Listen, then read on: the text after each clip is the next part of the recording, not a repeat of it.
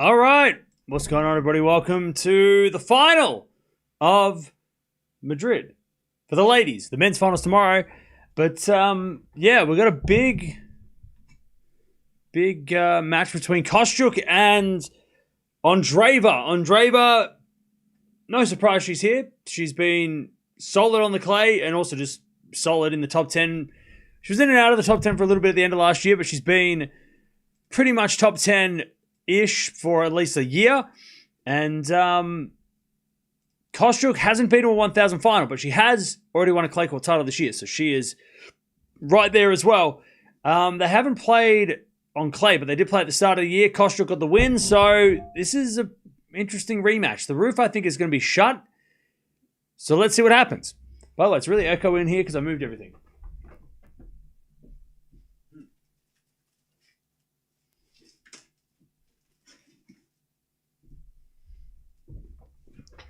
So what are we doing? What's going on? And then we've got the men's final tomorrow. Very intriguing final. Two known players, but not favorites to have made it here. Yeah, true. Well, but the thing is, Andreeva did have a breakout here in 2023. Like, this was the tournament that put her on the map. I think she ended up losing. Did she lose to Gauff or Sabalenka at that point? I can't remember. I think she lost to Gauff in the end, but she had a good run as a wild card and was doing good on the Challenger circuit in that season as well. Ended up losing to Sabalenka, and then at the French Open, she ended up losing to Gauff. Lost to Sabalenka, but she took out Fernandez, Hadaj-Meyer, and Lynette to get to that fourth round to play Sabalenka. So, and she was coming off a couple of Challenger, or a couple of ITF, not even Challenger, ITF titles before that. So it did feel like it was only a matter of time before she was going to be trying to go for this title, seeing that she played so well at such a young age here. But let's see if she can take it all, because Kostyuk is very dangerous, and has nothing to lose. So pumped for this. Yeah, this is going to be fun. It's going to be fiery as well. These two ladies, they're loud. Sometimes they're yelling at their coaches. Sometimes they're throwing their fists. Very intriguing fight too. Yeah. So we'll see what happens. Andreeva's the favorite. No surprise. But we'll see if that is good or bad, because it could be bad. That could add pressure. I'm interested to see how these two ladies handle the moment. I mean, Mirra does have experience, but does have a tough time serving up matches. Well, yeah, she has got the experience of winning these titles, but with Kostyuk nothing to lose, it's going to be interesting. And Kostyuk had a really weird semi-final where they just had the randomest scores. Kostyuk came in, number 26 seed, got a bye in the first round, took out Putin-Saber, took out Pegula really easily in the third round, then McNally, and then she took out Noskova and then Potapova. And Andreeva comes in at the 9th seed. She had a bye in the first round. She'll get Udvardy, Gelfi, and then Bondare was the tough one, where she lost this first set and came back and just got the win in the end. And then Fernandez and Baptiste to make the final. But yeah, has played a lot of tie breaks as well, Andreeva, which is interesting. So let's see what happens. Ready to go. We've only got one match. It's so weird. It's so strange going from like 4 matches, and then 2 matches, 1 match. I just kind of, the tournament really just really dissolves. Movie recommendation, Escape from New York, Kurt Russell playing Snake Plissken. That's a great movie. That is a great movie. Andreeva ranking for RG. Well, currently, in the live rankings, these two ladies have gone up. So Andreeva's gone up to number 7. She won't go to number 6 because Anisimova is still so many points ahead. Even if she wins this and Rome, it still won't be enough. So she'll be number 7. If she wins this title, she will be number 7. I think she'll be locked in at 7. She can't go high, can't go lower, because unless she loses first round of Rome and Svitolina wins the whole thing, maybe, or I don't know, Boko wins the whole thing, maybe. But even then, it's a maybe. So yeah, she's pretty much number 7.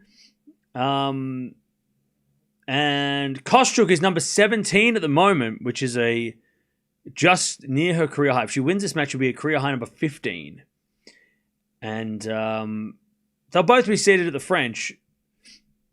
It's just where Kostyuk is seated. But Andreeva, she's probably locked up a top 8 seed going into Roland Garros, which is good. I mean, she avoids all the top players until the quarterfinals, so she doesn't have to play Raducanu or Sabalenka or Swiatek or Gauff until the quarterfinals.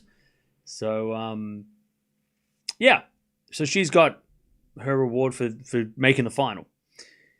Unless something disastrous happens next week.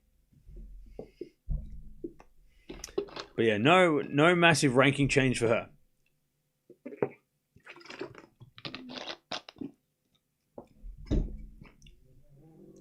All right. They should be out on court in about 5 minutes. And then we'll get this thing started. But yeah, roof. It seems like the roof is shut. It's hard to tell because, well, it's definitely shut to a point. But like they've got like a little gap in the top of the roof where it's like really bright. So it looks like it's open a bit, but I think it's completely shut. Or they're opening it. Maybe they're opening it. But either way, or maybe actually I think they are opening it. That's why it's so bright, because they're opening the roof. Is the roof moving or am I going crazy? No, I think they might be opening the roof. I don't think it favors or disadvantages anyone anyway. They'd had the men's final before this. So, the men's doubles final before this, so that's it.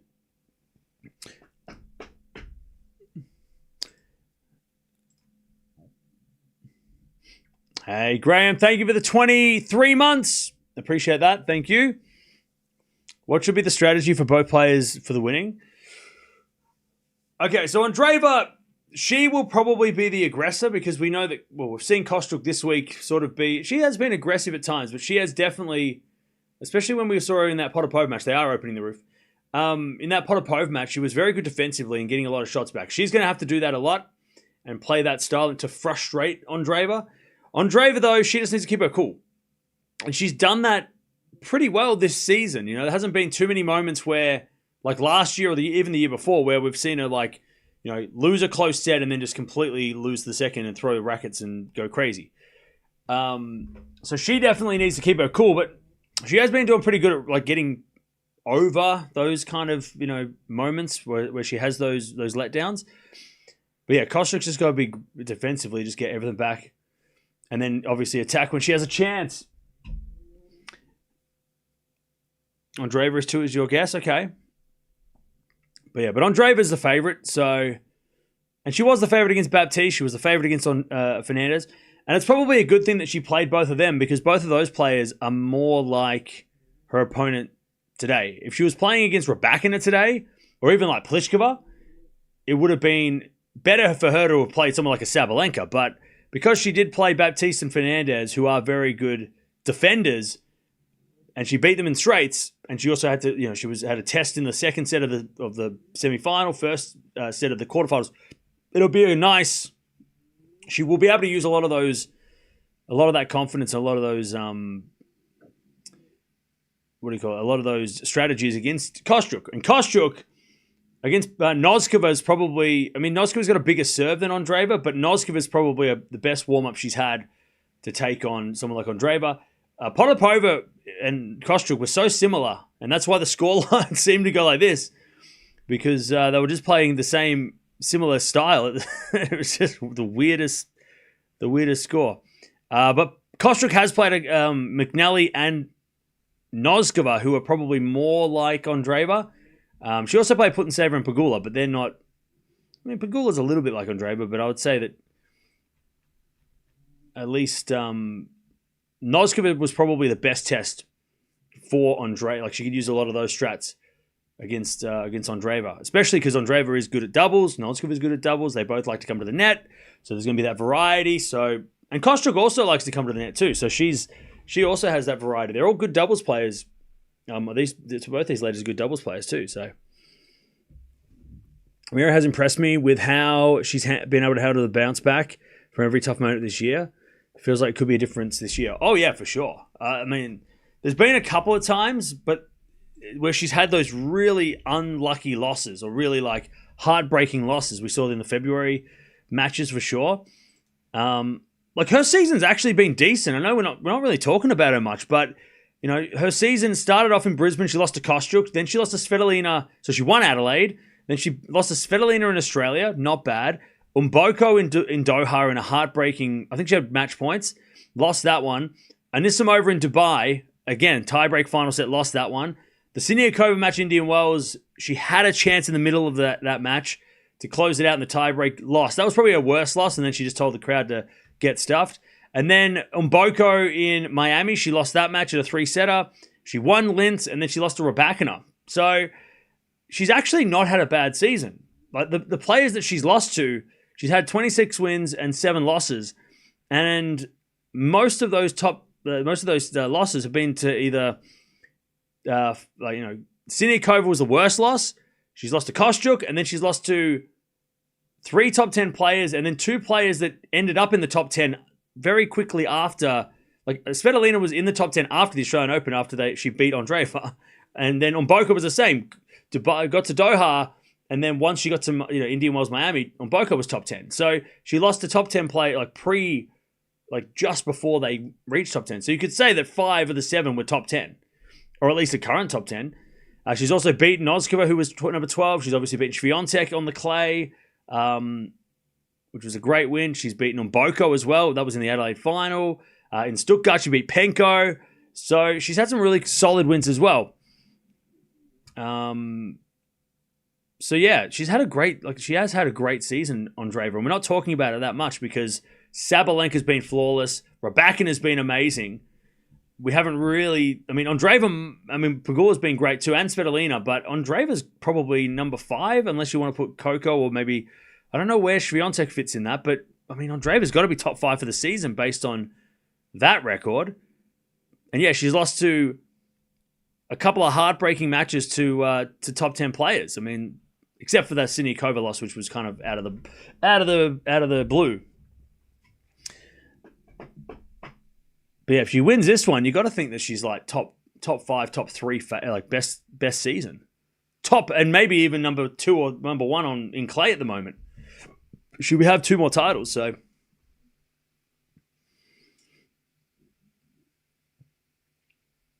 Andreeva has a good serve and one of the best returners. Should help her. Yeah. I think Marta will make it this time. Okay. Sabalenka wasn't ready for competing against Baptiste level. Look, I gotta be honest. That match is like this. You can analyze the hell out of that match, but at the end of the day, it came down to like one person won the match point, the other person didn't. Like it was so close that even like breaking down, but Sabalenka wasn't ready. Yeah, but also she had 6 match points, and it was it was Sabalenka wins one of those match points. We're not talking about that she wasn't ready. It was so close that all the analysis should be going, like all the praise should be going to Baptiste, right? But had Baptiste lost that, we still would have been praising her because she did so well, even if she hadn't won that match.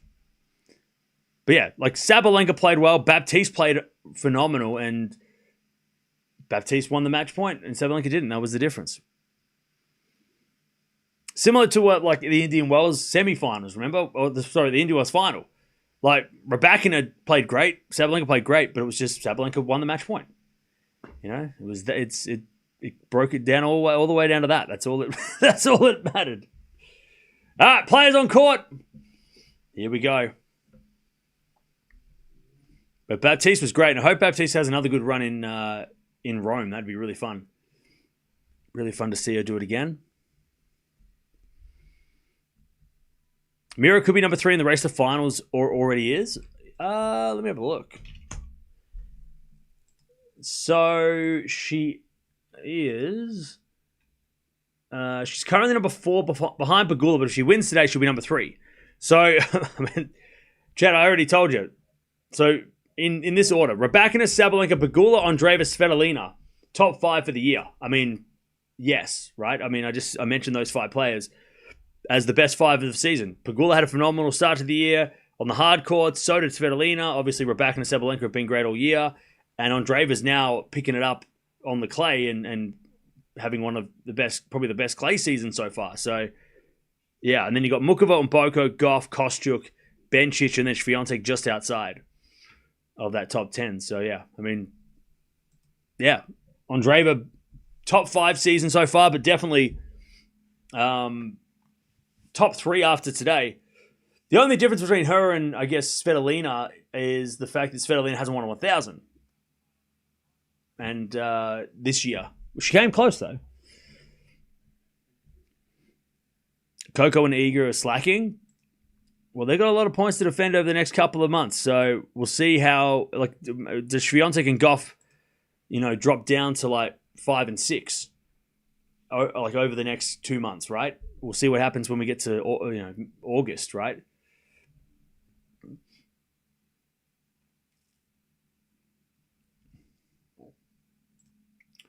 All right. By the way, chat, I have to do this disclaimer because I know it's already going to be a thing. But if you're going to mention anything about where these 2 players are from and anything relating to why or your displeasure of why they do not acknowledge each other, then, but I'm not going to answer that. So we're just not going to get into it at all because we already know. So that's the disclaimer. So if you do write anything about handshakes, non-congratulations, not getting photos together, I'm going to ignore it. Because we already know. All right, there's the disclaimer. Now, Deb, you don't have to time out, but just I'm just not going to acknowledge it because we're not here to talk about that. Baptiste needs a tough draw to get some downtime and rest for Paris.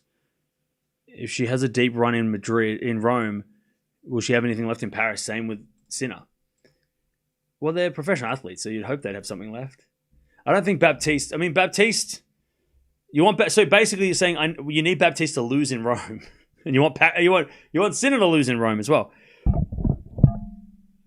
I don't think Sinner needs a tough draw in Rome to get ready for Paris. He'll get ready. He'll manage his schedule fine.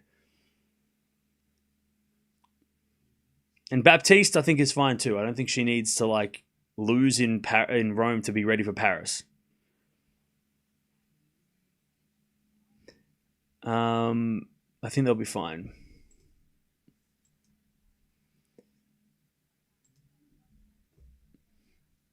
Where is Mirra as favorite for the French Open?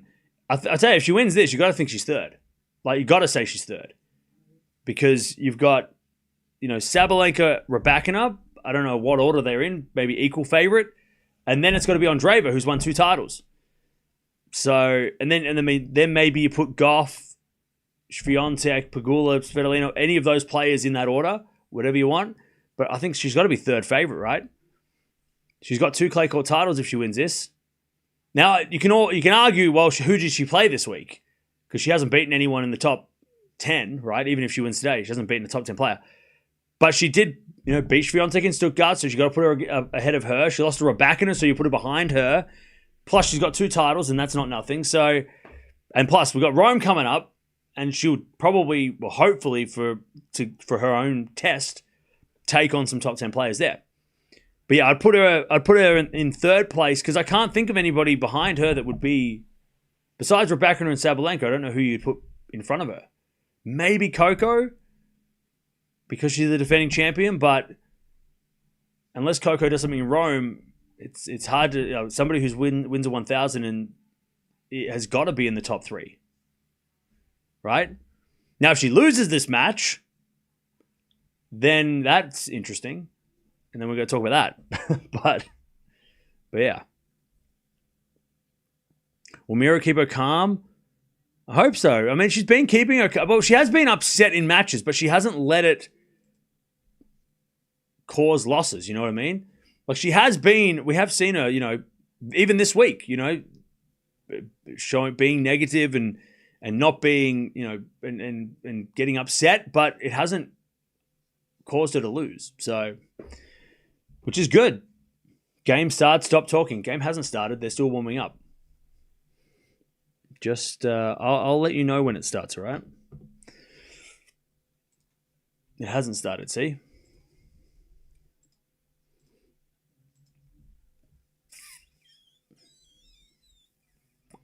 Mirra is favourite every slam for the next 10 years. Yeah, maybe. Gauff and Swiatek is more like a historic reason why they could be favourite more than Mirra. Yeah, I think if you put Gauff and Swiatek ahead of Mirra, it's based on their history at Roland Garros. Yeah. Like defending champion Gauff, former champion Swiatek. But I don't know. I mean, if Andreeva plays Gauff, which I would love to see her play Gauff in Rome, that'd be so good. That's what we need that right now before the French. That will decide who is ahead of who, right?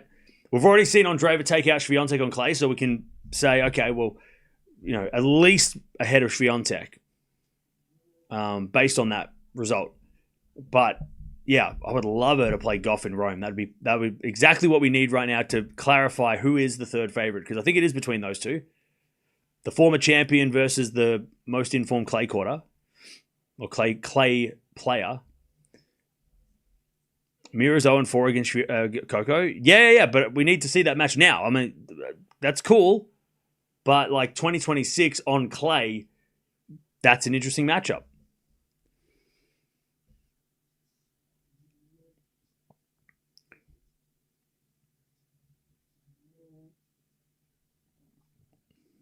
By the way, Deb, I think we'll just delete. Don't time out, but just like erase. Because otherwise people are just going to think that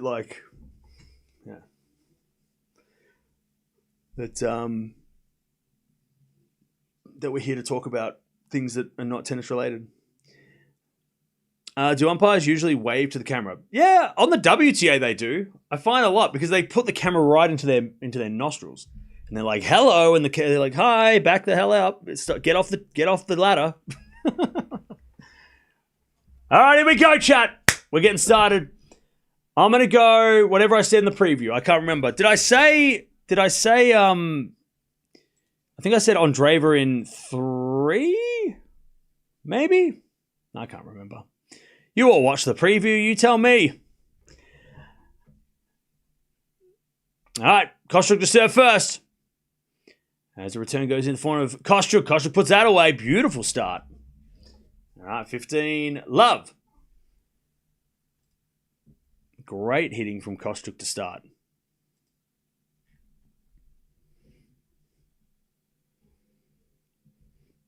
All right, serve again. Is a let. Hey, what's going on, Jay? How you doing? All right, as the return goes in the corner, Kostyuk slice lob from Andreeva. And then Kostyuk put a smash right down the middle, 30 love. All right, 30 love.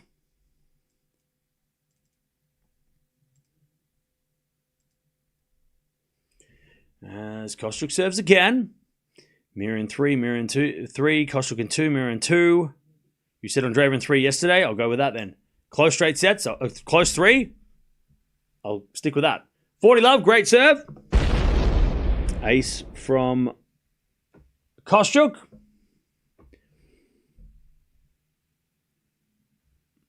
Kostyuk serves again. Into the forehand of Andreeva. Kostyuk backhand up the line. Andreeva slice. Kostyuk runs around the backhand. Forehand straight to Andreeva. It's Kostyuk forehand again up the line. Andreeva's there with the backhand. Kostyuk. Inside out forehand winner. Okay. That's a start. In your first 1,000 final, that's a great start from Kostyuk. 1 love.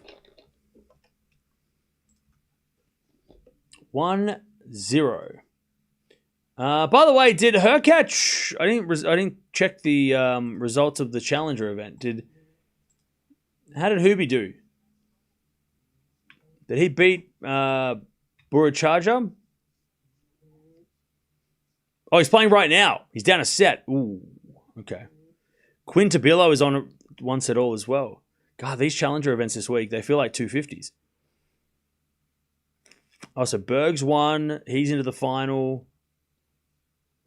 And then Analdi won as well. What a scoreline that was. 1-6, 6-1, 6-love. Okay. All right, 1-love. Kostyuk. As Andreeva serves a fault, second serve. Second serve. Into the forehand. Kostyuk. Oh, what a return. Is that in? Was it in? No. She went after it, though. That was aggressive from Kostyuk. She is not holding back. 15-love. 7 to the forehand to Kostyuk. Return goes back into Andreeva. And Kostyuk 15-all.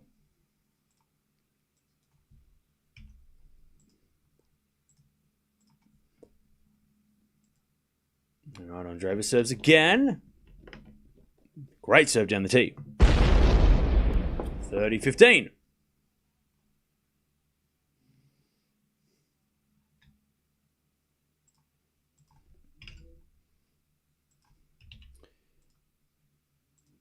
All right, serve again. The wind's starting to pick up. 30-15. As the return goes out by Kostyuk. 40-15. So the roof was shut. I'm guessing for the doubles final. The men's doubles final. Because it was shut. And I think it was raining earlier. But obviously not raining right now. But it is still not... Like, the weather is still kind of sketchy. First serve a fault, second serve.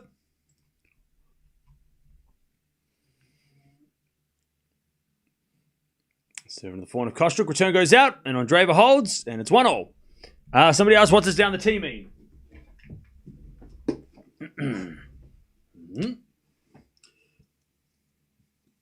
So that's the center tee, and there's one on this side. It's upside down. And down the tee means when somebody serves it down the middle, down here. So if it serve it down here, that's what down the tee means when they serve it, or up the tee, down the tee, whatever you want to say. Down the middle of the, in the middle of the service box. But yeah, that's the T there, see? See, the letter T is in the middle. And there's one on this side too.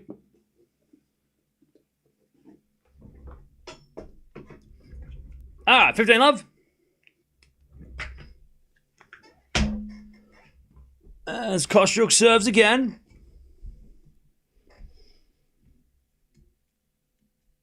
A fault. Second serve.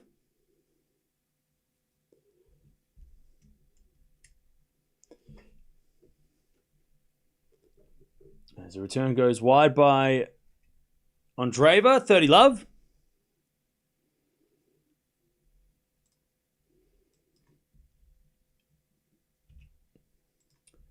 All right, 30-love. As we just serve again from Kostyuk. And ace down the tee. 40-love. Great serve from Kostyuk.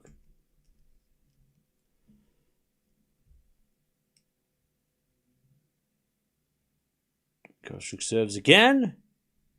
Another good serve. Andreeva shanks it back. And then Kostyuk goes forehand to forehand with Andreeva. Kostyuk with a slice. Going to be a drop shot winner. Andreeva didn't even run for that. She took 2 steps and then just went, nah, you have that. 2-1 Kostyuk. She hasn't lost a point on serve yet, I don't think. All right.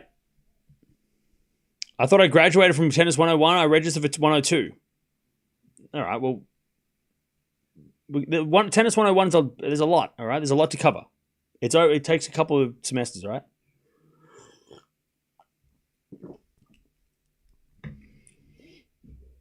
Why there's so many challenges this week? That's just normal. There's usually about 4 or 5 challenges events per week. That's just how the Challenger Tour is. It's pretty stacked. It's just that they don't usually have, 175s don't happen every week. That's why there's so many big names playing in the challenges. Aces down the tee, Cam drinking iced tea, no coincidence. I guess, yeah.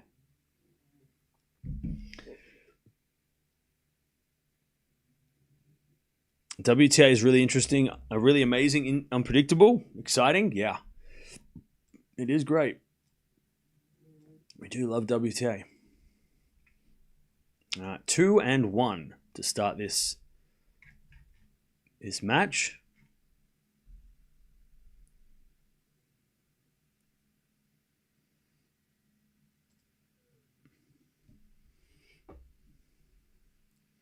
Let's see if Andreeva can keep serving well. Who does Cam have winning? I've got Andreeva in 3.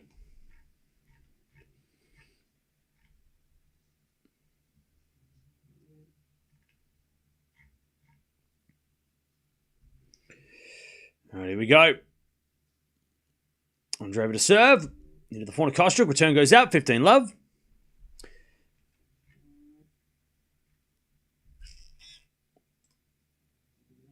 Yeah, and then Andreeva's going to play the doubles final tomorrow with Schneider against Siniakova Townsend. That is a hell of a final. Muguruza in the house, by the way.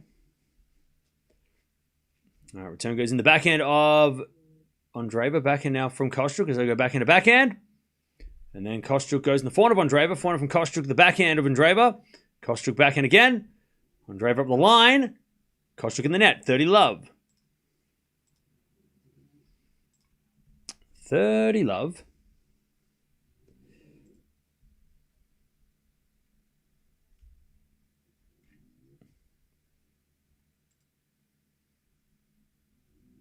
All right, serve again.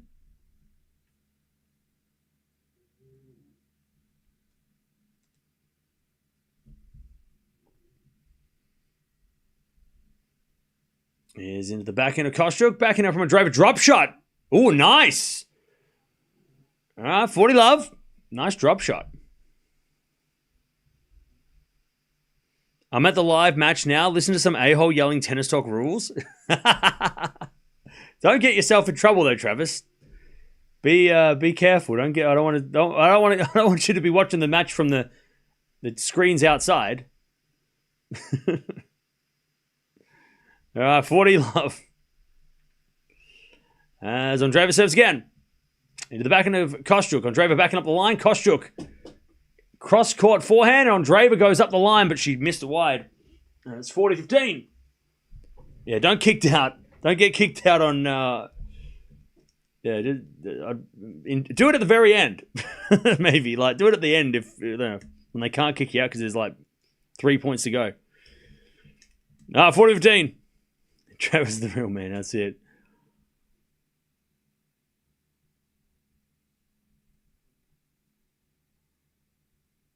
All right, first serve's a fault, second serve.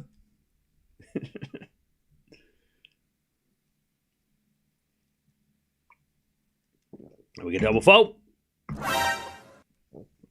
Double fault, 40-30.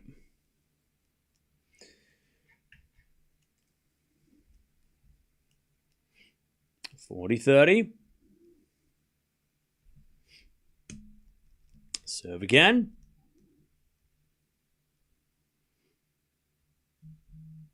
Serve is a fault. Second serve. I may streak across the court during the tie. Don't do that. No, Travis. Not worth it. Enjoy the final. Backhand up the line is good to the forehand of Kostyuk. Forehand from Andreeva. She comes to the net. Kostyuk with a backhand lob. Andreeva with a smash. Straight to Kostyuk. Andreeva with a backhand. No. Kostyuk is going to hit it long. And it's 2-2. 2 games all. Ooh, it's looking pretty sketchy, that sky. Why do they open the roof? It's going to rain. Get Felly on the phone. Get him on the phone.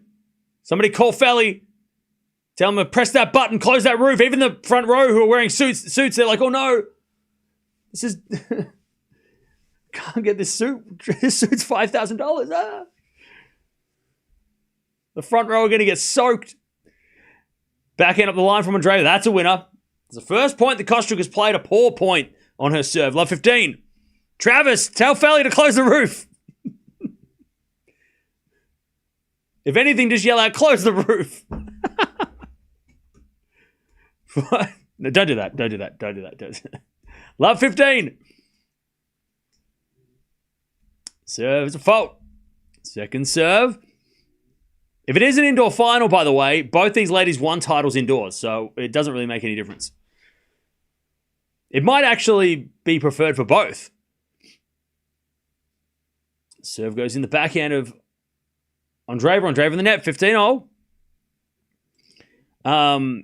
Yeah, because I think Ruin was indoors, and so was Linz, right? So they'd probably not mind it being indoors.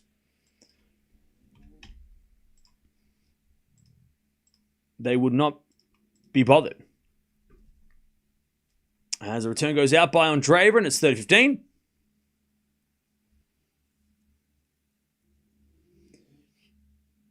All right, 30-15.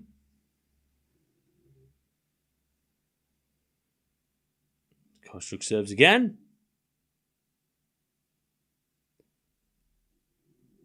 A fault. Ooh, she thought it was an ace. She was starting to celebrate. Second serve. Just missed. Second serve. Swear, I'm not lying. When I got here, it was pouring rain and hail. Only 5 minutes and I'm still wet. Oh, really? So that's why the roof was shut, because of that weather. Why'd they open the roof then? If they knew it's going to be going, like, weather was going to be crazy. 40-15. All right, serve again.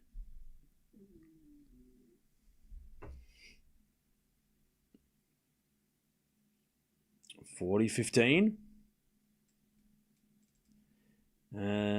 As we get a fault, second serve. By the way, chat, we're almost at 300 likes. Come on, we can get to 500 by the end of this set.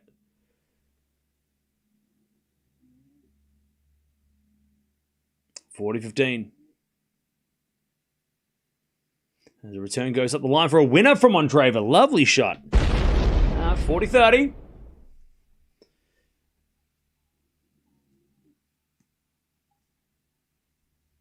(40-30).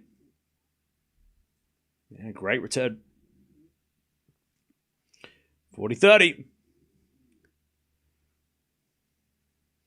As the backhand return goes into the forehand of Kostyuk. Slice from Andreeva. Into the forehand of Kostyuk is Andreeva backhand. Into the forehand of Kostyuk. Andreeva forehand up the line. Kostyuk backhand is Andreeva. A backhand again to the drop shot of Kostyuk. But Andreeva's going to get there with a backhand pass, but she hit in the net. And Kostyuk keeps that lead 3-2 first set.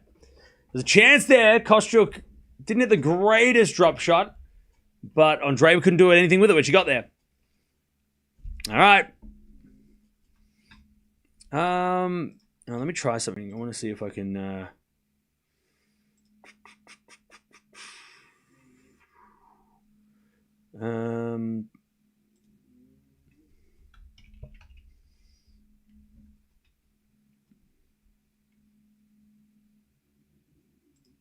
Where are we? There we are.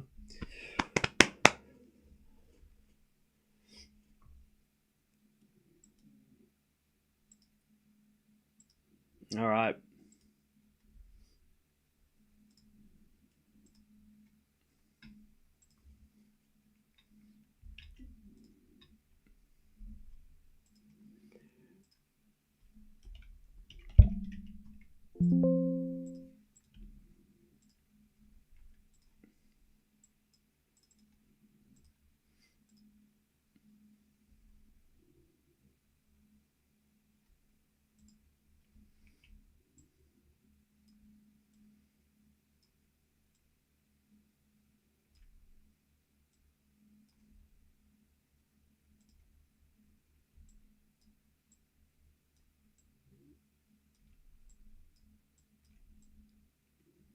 There we go.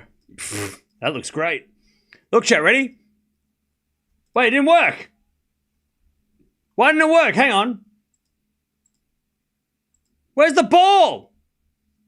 Chat, does it turn into a tennis ball when you press it? Or is it just not for me? It does not working for me. Come on, we get to 500 likes. We're so close. We're almost there. Come on. We can get to 500. We can get to 500 by the end of this set. Easy. We're already halfway there. Why the hell did it turn into a tennis ball? Did anyone else did it do it for you? Did it work? Maybe? Anyways, 3-2. It works? Okay, my computer's just broken. They took it away. Boo. Maybe it's just No ball here either. We're apparently we're not. Maybe I'm talking about thrifting too much. They're getting confused. Backhand up the line from Kostyuk's a winner. That's a great shot. Love 15. We're talking too much about movies, chat. We're going to start talking more about tennis. We're going to talk more about tennis. Because if we go off track, then they're going to get confused and they're going to think that we're a variety channel. That's such a shame. That was such a cool feature. Does it not work for anything? Let me like a random video and see if it works. Anyways, backhand to backhand rally. That goes out on the forehand from Kostyuk. And it's 15-0. Now, where's a... what if I do it for a movie channel? Does that work? No, it doesn't work for anybody. None of it works. What? What?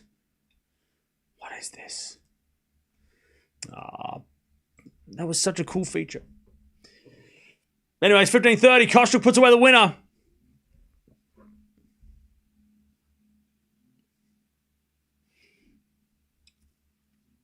Ah, 15-30. Maybe it's just temporarily disabled. And they'll come back. They'll bring it back. Maybe they'll bring it back. Second serve. Andreeva's in big trouble here. Returns a winner from Kostyuk. Wow. Kostyuk is hitting some great returns, and Andreeva is looking a little stressed. 15-40 with the first break points of the match. 15-40. The ball comes back after 1K likes. Oh, okay, that makes sense. That makes total sense. If we get to 1,000 likes, then it might come back, yeah. Second serve, the backhand of Kostyuk off the tape to the backhand of Andreeva. Kostyuk. Backhand again to the backhand of Andreeva. As they just trade backhands. Kostyuk goes with the forehand on the stretch now. As Andreeva goes up the line. Kostyuk backhand. Now Andreeva. Backhand again. To the backhand of Kostyuk. Andreeva backhand. Moon ball. In comes Kostyuk with a drive volley. It's a weird shot. Up goes a lob from Andreeva. Bounce smash. Nope, it's a forehand instead from Kostyuk. Andreeva just defending with a slice. Kostyuk forehand inside out as a winner. And there it is. The first break goes to Kostyuk. All right. First break of the final. 20 minutes in, 4-2 Kostyuk. Hubie 32-shot rally to stay in the match. I bet it was hitting like that. All right, Kostyuk gets the break.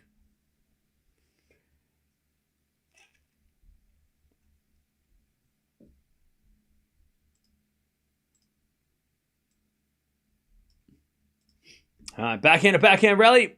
As Andreeva hits it in the net and it's 15-love. 15-love. Kostyuk may win the set. First break to usually wins a set. It's not that simple in the WTA. Sometimes you can have 5-love lead and lose it.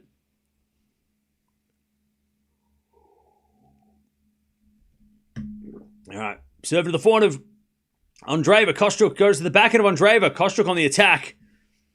Forehand again. Into the back of Andreeva. Kostyuk forehand open court. Andreeva's going to get there with a lob, but Kostyuk's going to stand at the net. No, she's going to have to go back and hit a forehand. Winner again. How many winners has Kostyuk hit? 30-love. Especially on that forehand inside out. That is a hell of a shot. Just smoking inside out forehands for winners.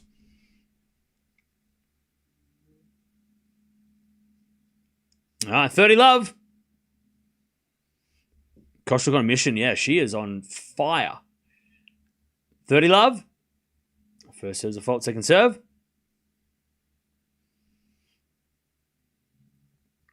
Second serve.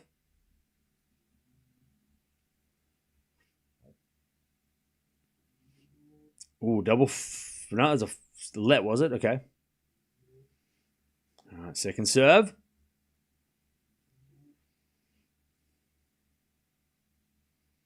Serving to the front of Andreeva. Backing out from Kostyuk is long. 30-15.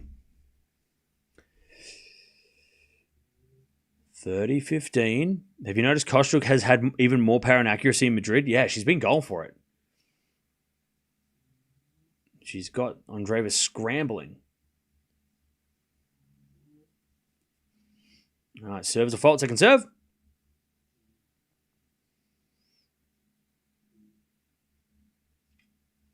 Second serve, Kostyuk. Into the back of Andreeva. Good return. Kostyuk slice. As Andreeva comes in with a forehand. Oh, it goes up the line. Kostyuk went the wrong way, but gets it anyway. And then the volley's wide by Andreeva. Oh, Andreeva got so lucky to get a chance to win the point. Because Kostyuk started running to one side and then had to switch direction mid-shot to somehow get it back. I think both players kind of got tricked themselves because Andreeva's, she was ready for the forehand and the bounce was kind of off, so she had to like lunge for it. And then Kostyuk was going one way, had to go the other, and then Andreeva missed the volley. Coverage as always, Cam. Hey, thank you, Jane, for the $6. Appreciate that. Kostyuk 5-2, she holds. Yeah, I'll show it on the board because it'll make more sense if I show it. Ready? So the ball was here, right? And Andreeva was here ready for the forehand. Kostyuk starts running this way, thinking that Andreeva's going to go cross-court. The ball has a weird, like really weird bounce. So Andreeva ends up hitting it up the line, but it was enough time that Kostyuk could run back, get to this shot, and then Andreeva comes to the net, right? She's here. And then she has the volley, but she ends up hitting it wide after Kostyuk goes into it. So it was just a weird rally all around. The fact that Kostyuk committed to the forehand side and then comes back to the backhand changed direction mid rally, like the ball was coming down here and she's like, whoa, whoa. Yeah, that was crazy. Crazy rally.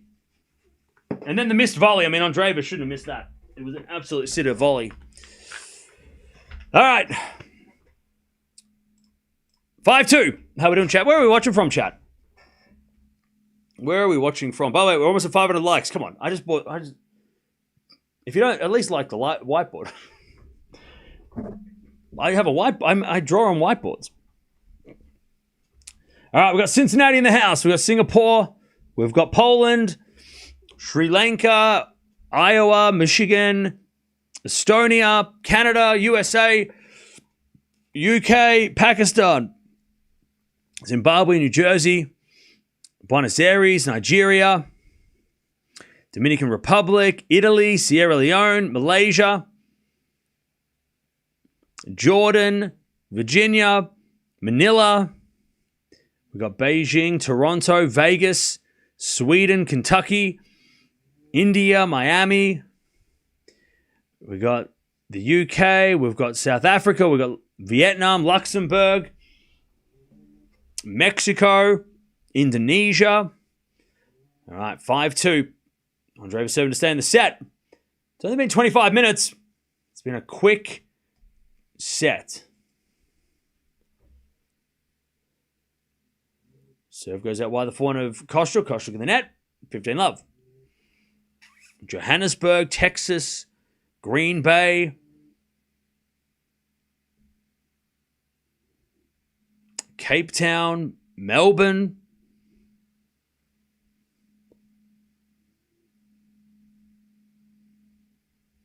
There's a bit of serve. There's a fault. Second serve.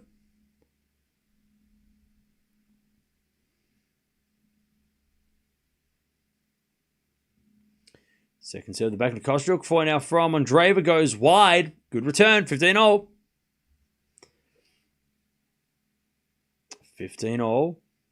Hey, Betty, thank you for the 4 years as a club member. Appreciate that. Thank you for the 48 months. 4 years. Have I really been doing this for that long? Thank you for the 4 years. Thank you for sticking around.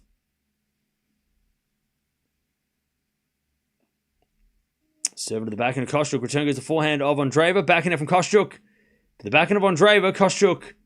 Forehand again to the backhand of Andreeva. Kostyuk with another forehand. Into the forehand of Andreeva. Kostyuk backhand. Cross court is wide. And it's 30-15.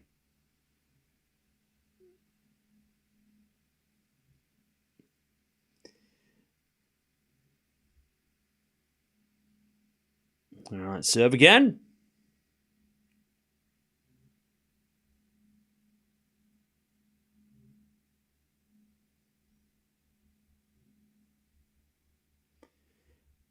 There's a bit of fault. Second serve.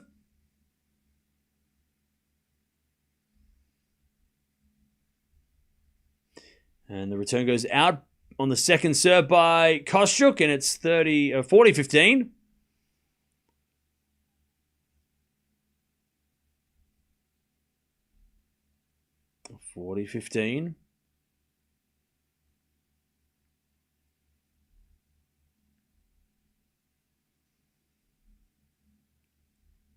Serving to the forehand of Kostyuk. Kostyuk gets it out.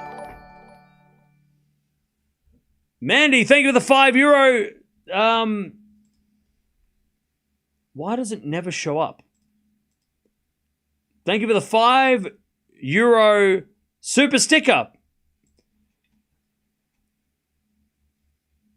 Appreciate that. Hang on, I'm going to fix that. There must be a way that that shows up on the screen now.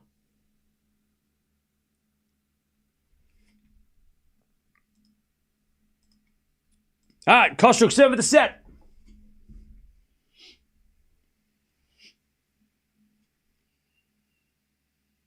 As Andreeva hits it out in the return, 15-love.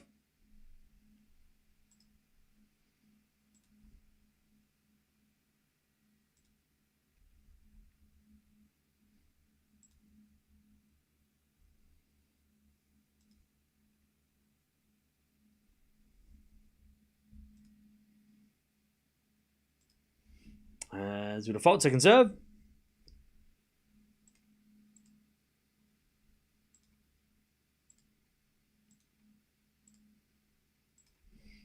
As the return goes to the front of Andreeva, backing up from Kostyuk.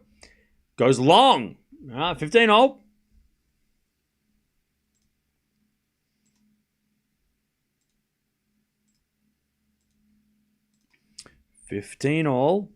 Hey, we got to 500 likes. Appreciate that.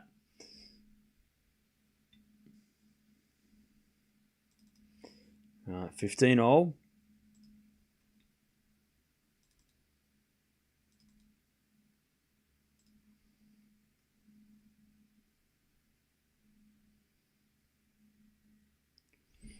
As the return goes in, backhand up the line from Andreeva to the forehand of Kostyuk. Andreeva, forehand again to the forehand of Kostyuk. As Andreeva keeps going to the forehand of Kostyuk. Kostyuk hits it in the net, 15-30. First little chance here for Andreeva on the Kostyuk serve.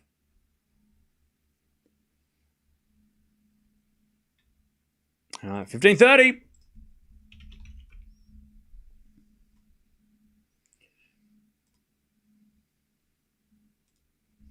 As the return goes in the forehand of Kostyuk. Forehand from Andreeva up the line. Great shot. Kostyuk gets it. And then Andreeva comes in with a drive volley, puts it away. We've got 2 break points for Andreeva to get back on serve. All right.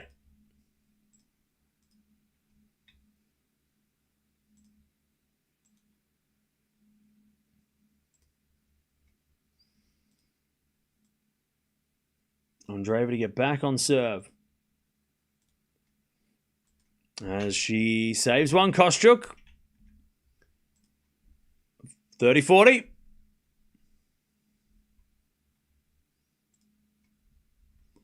Still break point here for Andreeva to get back on serve in this first set.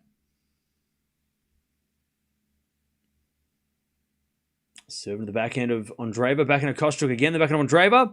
Kostyuk forehand.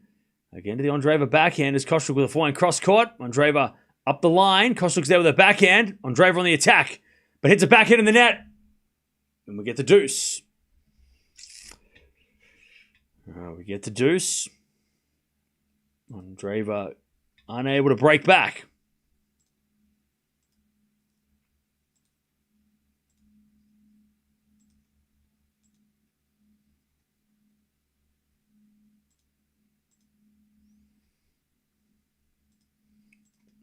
All right, as we drop shot from Kostyuk, Andreeva in the net. And it's a set point for Kostyuk to take the first set. Advantage Kostyuk. She has been the better player. And she has been playing with more intent.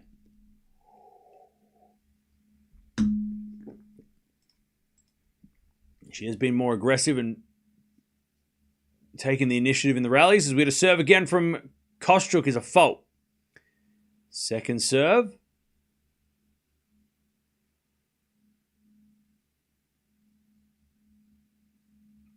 Oh, a double fault. All right. We get the deuce.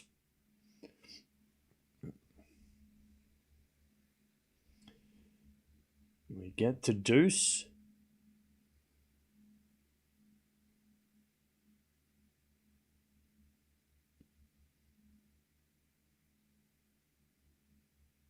As Kostyuk serves again. A fault. Second serve.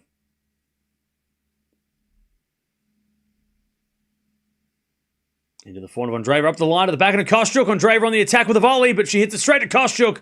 The second volley goes straight to Kostyuk. Up goes a lob. Oh, it lands in. Now Andreeva's on the baseline with a lob. Kostyuk on the attack. Andreeva pass, Kostyuk volley. Great rally, Kostyuk. Andreeva had 2 volleys, though, that she hit straight at Kostyuk.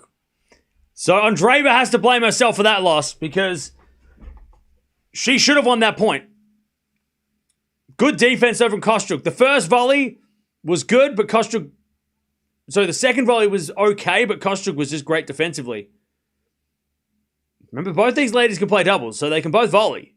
They can both lob, which is what happened there. All right, set point again. Kostyuk to take the first set. Good serve out wide. Slice goes short into the forehand of Kostyuk. Andreeva lob. It's going to go long. Kostyuk first set. 6-3 in her first 1,000 final. Now, we didn't mention this at the start of the match because nobody brought it up. But their finals records. So Kostyuk, I know this is her biggest final ever, right? So obviously, if she does win this, it would be the biggest career title of her life. Her record is 2 wins and 3 losses when it comes to finals. She did win the final of Rouen at the start of this, or in April, I should say, start of the month. Well, it's actually May now, isn't it? She also won a title back in Austin 2023, and then lost a bunch of finals in between. One, by the way, 3 winners, 15 errors from Andreeva, 10 winners, 12 errors from Kostyuk. Only 3 break points. The serving was great by both. Only 1 break point against Andreeva. That's a bit unlucky. And the 2 break points she had, she couldn't get back that break at the very end there. But yeah, Andreeva's not hitting many winners, but hitting a lot of errors. So yeah, so Kostyuk won her first title in March of 2023. Then she lost San Diego final, Stuttgart final, and then Brisbane final. At the start of this year, Brisbane final. And then Rouen she wins. And then now she's here. Whereas Andreeva's finals record is... So 2 wins, 3 losses up until this final. And then Andreeva's record is 5 wins, 1 loss. The only loss she took was back in 2024 in China, where she lost to Kazakhina in a 500 event. But she won her first title on clay back in 2024. And then she won Dubai, Indian Wells, Adelaide, Linz, and now she's here. So she hasn't lost a final for a couple of years. But yeah, so Andreeva has the better finals record. 5-1 compared to 2-3. But right now, that doesn't seem to matter because Kostyuk is winning. All right. Need to stay focused unlike her in the second set against Potapova. Yep. Andreeva needs to get a little bit more aggressive. I think she's been a little too defensive, and I know Kostyuk's making her, rally, but Andreeva only hitting 3 winners and 15 errors. Maybe she's a bit scared to go for winners because she's making so many errors, right?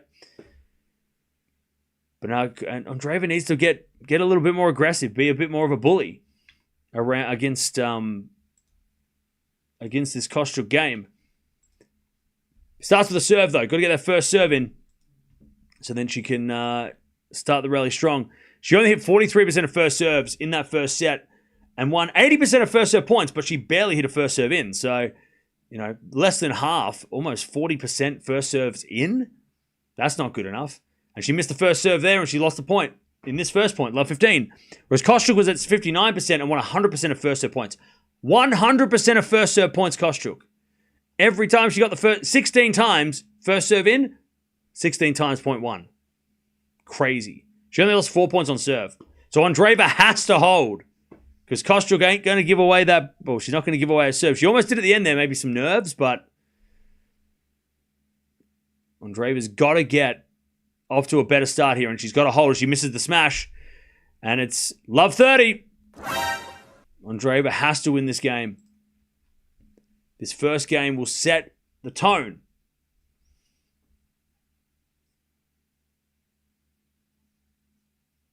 I love 30.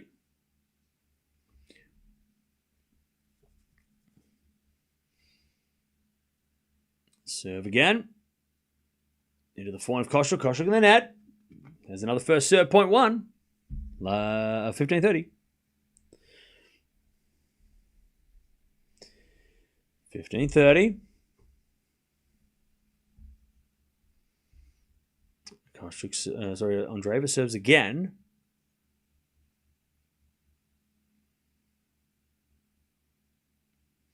First serve's a fault. Second serve.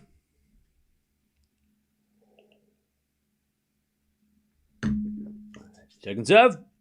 Into the forehand of Kostyuk. Backhand out from Andreeva. Kostyuk. Backhand again. The backhand of Andreeva up the line of the forehand of Kostyuk. Andreeva forehand again. Into the forehand of Kostyuk. Andreeva.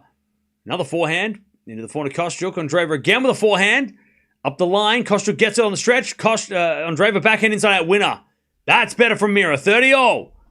That's the sort of tennis she needs to play. By the way, both these ladies have played pretty much the same amount on court as well. So haven't really... There's no advantage or disadvantage for either player. Both have had their time on this court.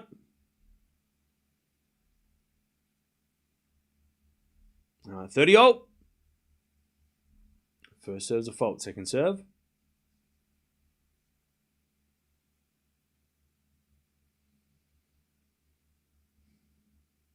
Second serve into the front of Kostyuk. Kostyuk hits a return winner. She was doing that in the first set. 30-40 break point. Second break point of the match for Kostyuk. Andreeva in trouble already. She needs first serves, Andreeva. Because Kostyuk's doing that on the second serve. That's scary. Good serve as a return goes in the forehand of Andreeva. Slice Kostyuk. Andreeva volley in the net. Wow. What are points at the net won by Andreeva? Because it feels like she has not won any points at the net. And for somebody who is in the doubles final tomorrow, it feels like she's making a lot of errors when it comes to hitting volleys. Now, that wasn't the easiest volley. It was a good passing shot, but still. How many... No, I can't tell. No, of course. Of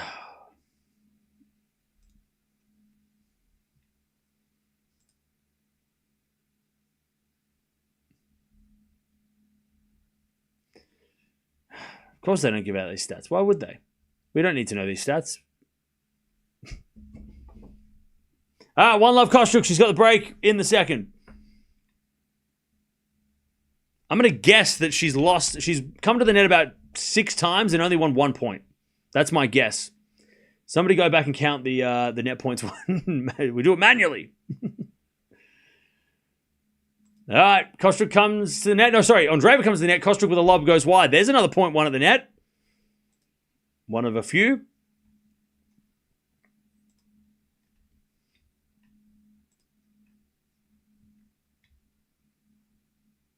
Look, chat, I'm going to go on a little rant. I feel like if we're doing a 1,000 event on the WTA, they need to have adequate stats. Like, this is a mini Grand Slam. ATP do it, right? Obviously, they've got different statisticians or different metrics as we get a return winner love 30.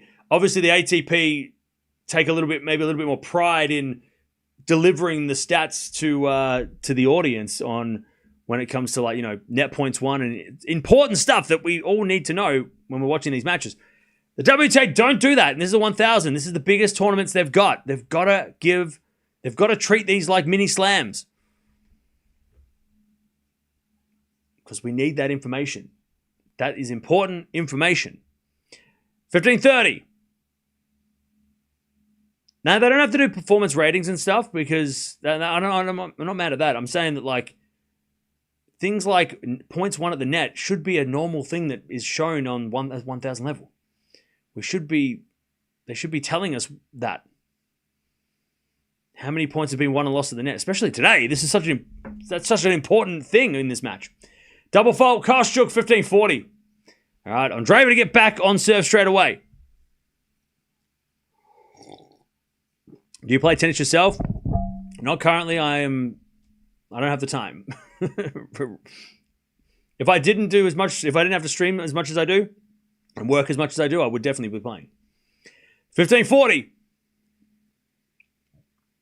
As we just serve out wide, the forehand of Andreeva return is a winner. We're back on serve. And see, this is the thing with Andreeva that we've been talking about this year, is in a normal situation 12 months ago, she would have broken a racket, she would have screamed at the coaches, she would have got upset, and then she would have been down 3-love. But Andreeva, down a set and a break in a final, I'm yet to see her freak out. She hasn't freaked out once. She might not be feeling great, but she definitely hasn't imploded.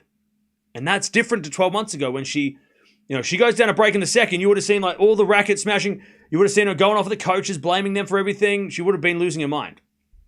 So that's awesome to see, because that was one of the things we saw last year and the year before that let her down. We're like, oh man, if she didn't get so frustrated at herself, she still might. There's still time. But I'm just saying that, like, 12 months ago, this set would have been over after 1-love. But now she's not letting the frustrations lose her the match. She still gets frustrated, though. We've seen it, even this week. But as with a backhand rally. And that's out by Kostyuk, 40-love.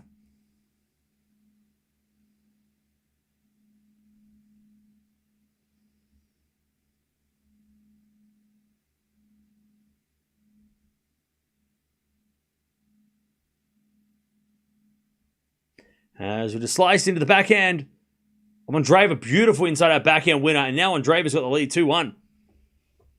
All right, 2-1. She went crazy less than 12 months ago against Siniakova. Yeah, so one time. Once. And yes, that did she did lose the match. But that's one time. Whereas she's been down a lot more than just that one time. That's the only time that last year's Andreeva came back and ruined a match for her.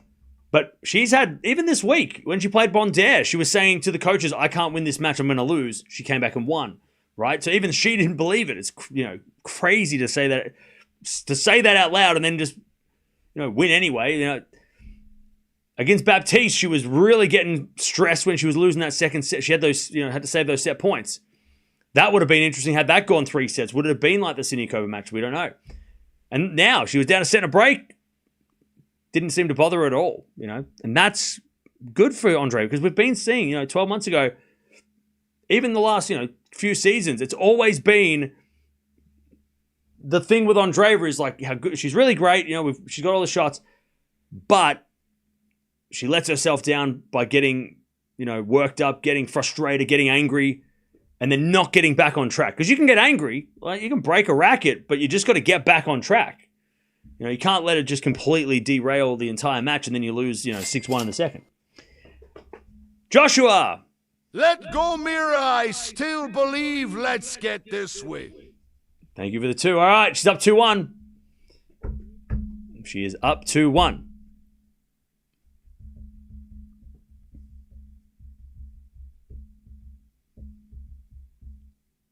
As Kostyuk serves.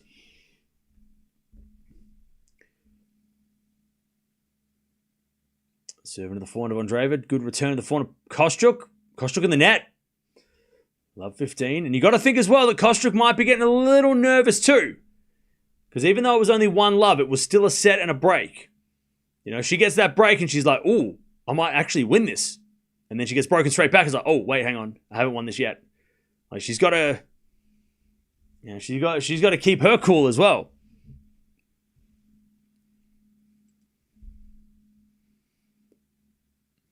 All right, serve again. As Andreeva return, good return. Kostyuk gets a back slice on Andreeva. And Kostyuk flying inside out winner. That has been a great shot for her today. All right, 15-all.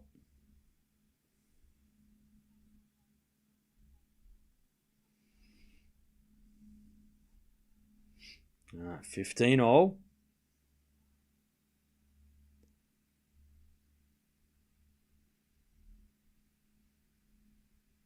And it's a bit of fault, second serve.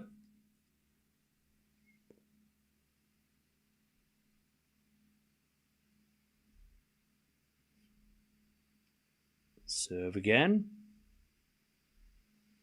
Into the forehand of Andreeva. Return goes back into Kostyuk. Andreeva drop shot. Kostyuk gets it with a forehand. Drop shot back. Andreeva with a lob. Oh, it's in. Kostyuk puts it up. Andreeva with a smash. Kostyuk with a slice. In the net. That was one of the best points Andreeva's played all day. 15-30. And I'll tell you, Kostyuk's looking nervous. Kostyuk is definitely looking nervous. 15-30.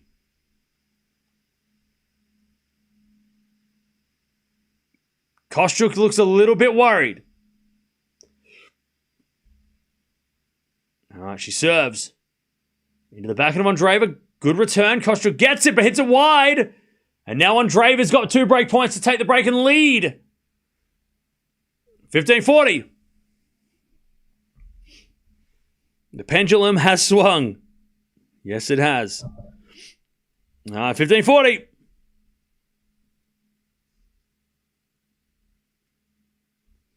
Serve. Into the forehand of Andreeva. Kostyuk comes to the net. Andreeva puts up a lob. Oh, Kostyuk missed the smash! Wow! That was not a tough smash. Not for somebody who plays as much doubles as her. And all of a sudden, Andreeva's won the last 3 games in about 5 minutes and takes the lead. And she is now winning the second. 3-1. Why is she nervous so early in the set?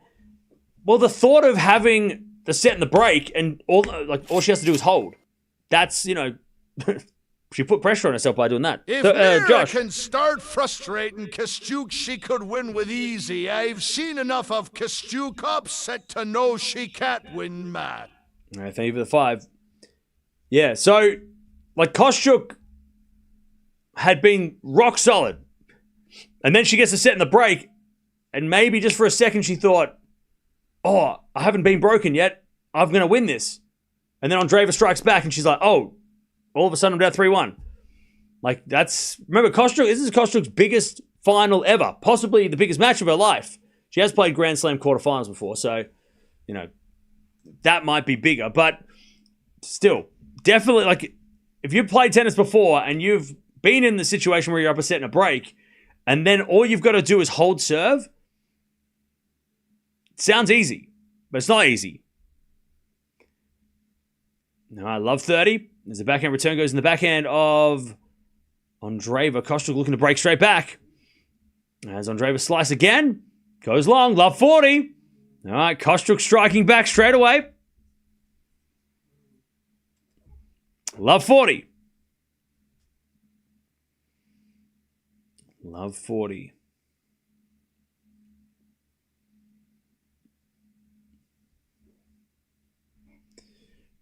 All right, serve again. As the return goes to the forward. Kostyuk, inside out forehand winner again. Jeez, that inside out forehand is so insane. All right. This has been a roller coaster. We've had 4 breaks in 5 games. And we're back on serve. I'm so glad the major players aren't playing this final. It's making making the final much more interesting, to be honest. Hey, fair enough. So after the first set where we had 1 break of serve, we've had 4 in 5 games. So that's fun.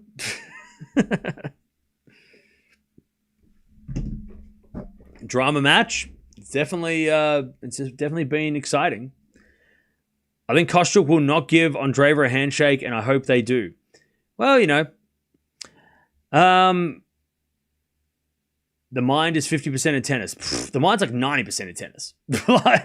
like this is way more than this. Like, if this is not working, then this is not going to work, right?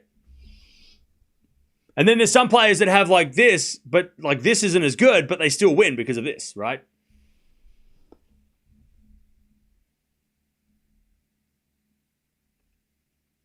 This is having such strange momentum swings, yeah. Yeah, they've played once. They played at the start of the year. And Kostyuk won.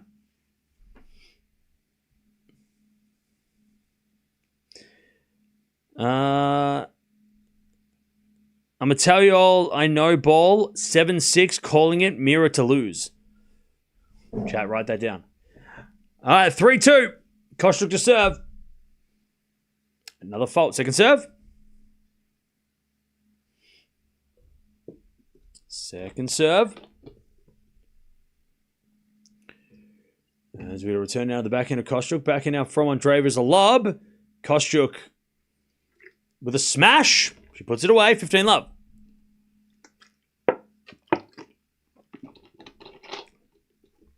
All right.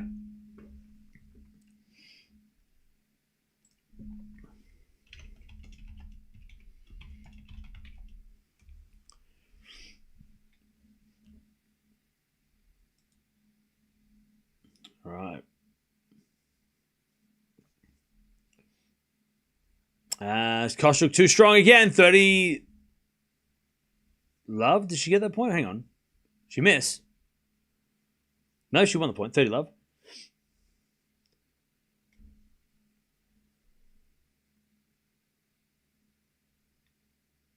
All right, good serve again. 40 love.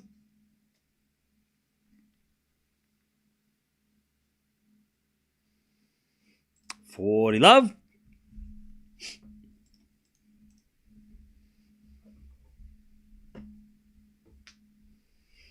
$40 love. Is it a backhand? Nope, that goes out. All right.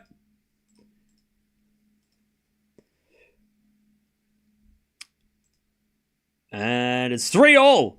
It's been a very strange set. We've had 4 breaks in 6 games.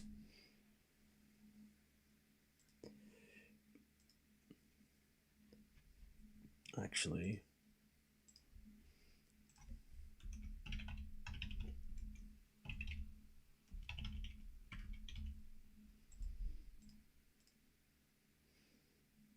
all right. As Kostyuk puts up a lob, but Andreeva puts it away.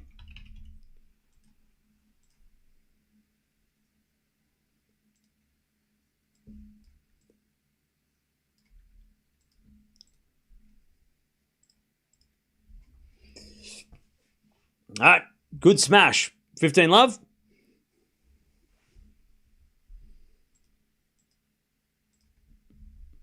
As the return goes into the forehand of Andreeva, but Andreeva hits it long. 15 all. I'll tell you, if Andreeva gets broken here, she might start to get a little bit frustrated because she's been up 3-1. Momentum's violently shifted the other way. And this match is going very quick. It's not been a long match. It's just nearly an hour, but it seems like these games are going by very quick. We haven't even had really a long deuce game.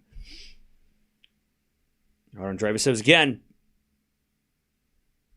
Serves a fault. Second serve is a very important game for Andreeva to just keep in front.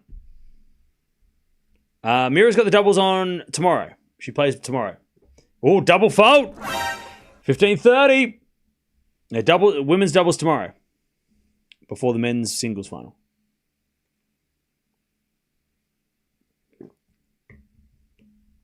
All right.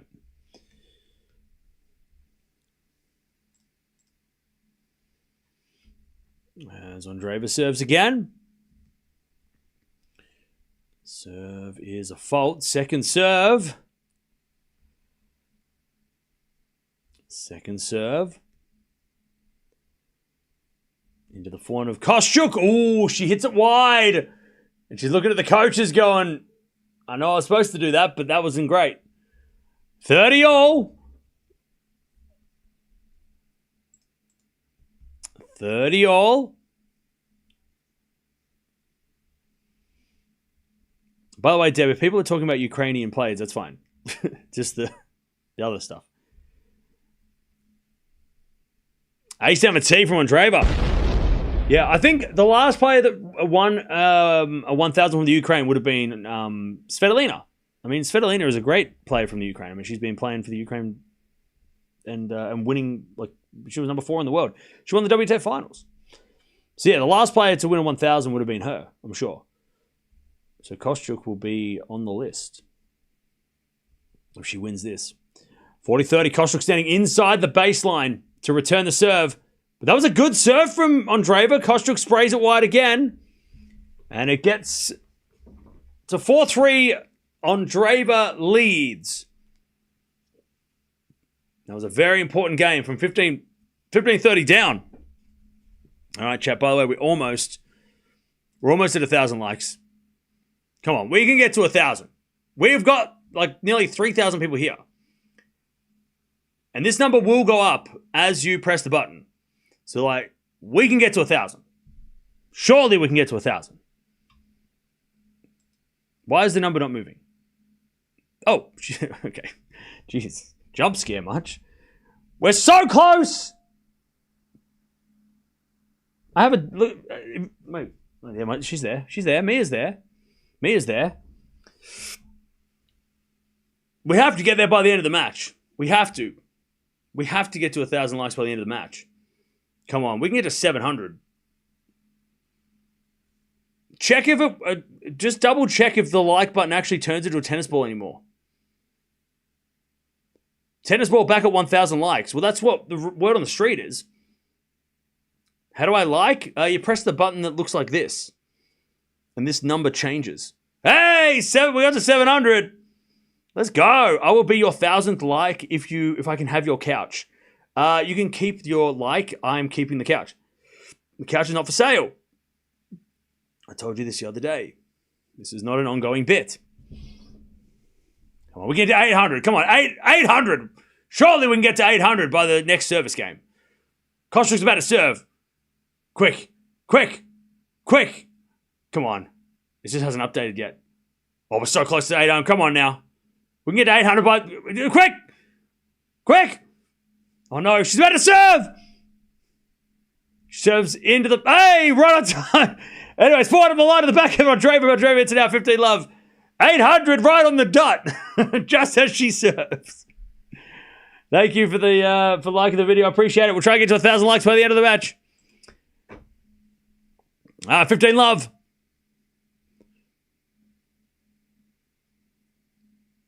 This is the final and Cam is more focused on the likes. Yeah, because that's all that matters on YouTube, right? Right. As the backhand return goes into the forehand of Kostyuk. That's a great inside-out forehand again. She keeps doing that. The inside-out forehands from Kostyuk have been perfect today. That's exactly what has gave her the first set and has kept her in the second set.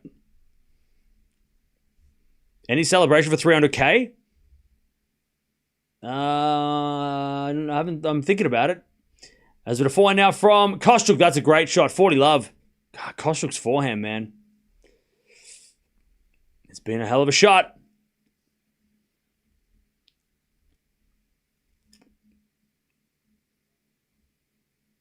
All right, 40 love. We've only played an hour. This is the quickest final. And if it goes 3, it'll be the quickest 3-set final. As Kostyuk holds. Again, super easy. Where am I based? I'm in Melbourne. All right, 4-4. 4 games all. Back to Andreeva, who just battled through her last game to hold. The pressure goes back to her straight away. All right, Andreeva serves again. Will you be live for the ATP final tomorrow? Yes. We're live all the time. As with a forehand from Kostyuk, that's a winner. Andreeva didn't do enough with the approach. And she gets past. Love 15. Yeah, so we'll be live definitely for the men's final tomorrow. We've actually, chat, guess how many matches we've watched in Madrid this week? take a guess how many matches we've watched in the last 10 days of Madrid. As we had a lob from Kostyuk. Andreeva lets it bounce on the baseline with a forehand to the backhand of Kostyuk. Andreeva forehand again. Into the backhand of Kostyuk. Andreeva. Backhand again to the backhand of Kostyuk. Sliced in the net. Great work from Andreeva. Guess how many matches we've watched in Madrid this week, this tournament? 50. No, that's less. Less than 50. Less than 50. Not much less, but less. 15 matches. Where have you been? 15. 30. As we have a point now from Andreeva. Kostyuk back into the net again. Let's say Andreeva's smart not to hit it that forehand. 30, 15. 41. What, did you count them? How'd you know that? How'd you know that? This is our 41st match of the tournament. So tomorrow will be 42 matches. And that's 42 matches in like 10, 11 days. So that's fun. First serve's a fault, second serve.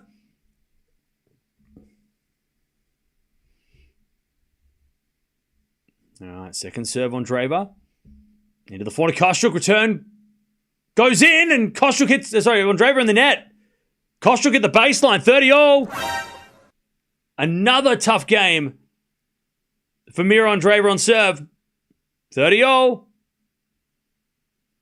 I actually got it right. Yeah, 41. Tomorrow will be 42. Serve down to the back of Kostyuk. Return goes into the back of Andreeva. Kostyuk with a forehand cross court, but it's wide. Good drive backhand from Andreeva. It's 40-30 to take the lead again. 40-30. As she serves a fault, second serve.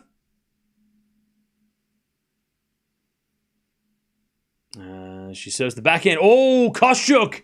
So what happened there was Andreeva hit a good kick serve to the backhand.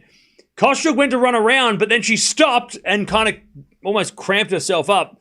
She was going to try and run around that backhand to hit a forehand, which is her go-to, but she just got a little bit cramped and then ended up just like swatting it long.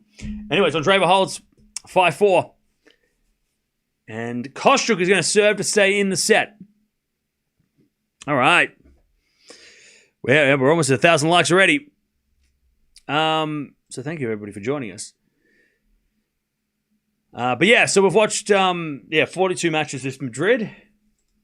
And then we've got Rome coming up next week, which, of course, we're going to be watching a lot of other stuff. A lot more matches in Rome. This year, apparently, we've already watched about 350 matches this year. So that's fun. Yeah.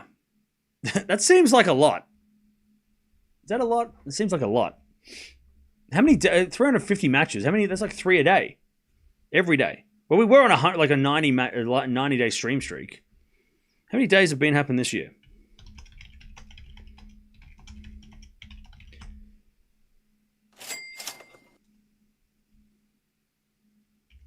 Come on, Mirra, I can't fund super chats to cam with losing tennis finals low, JKJK.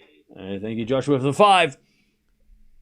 So yeah, we're averaging about 3 matches a day. By the way, I tell you, this Madrid trophy, they've done, like, every year it's a different, like, it's the same look, but it's a different, like, sculpture. This one looks wild. It kind of looks, I kind of like it, though. It's better than the last couple. Like, the last couple of Madrid trophies have kind of looked a little boring. This one's got, like, some real weird, like, I wish they just kept the same trophy, though. I'm not a fan of, like, doing this, like, making a different trophy every year. But this one looks good. I like it. It looks crazy. Hey, Brent, thank you for the 32 months as a Tier 2 member. A pro, appreciate that. Almost 36 months. Benny Biceps copycat, that's it. 15 love. Kostyuk serving to stay in the set. Any trophy's better than the Canadian one. I mean, I didn't say that, you did. First serve the fault, second serve.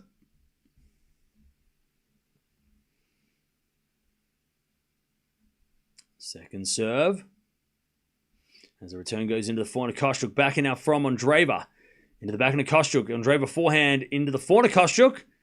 To the forehand of Andreeva. Kostyuk forehand again. Up the line. Andreeva's there with a slice. Kostyuk backhand. Again to the backhand of Andreeva. Up the line from Andreeva's a winner. Beautiful shot. And it's 15-all. 15-all.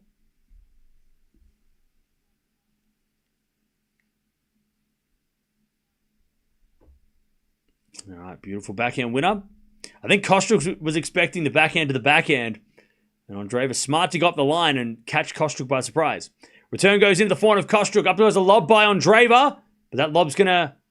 Oh, it goes in! Andreeva now with the backhand again up the line. Kostyuk forehand on the stretch. Andreeva drop shot in the net. Oh, man, that's a shame. Andreeva did well to get back in the rally. 30-15.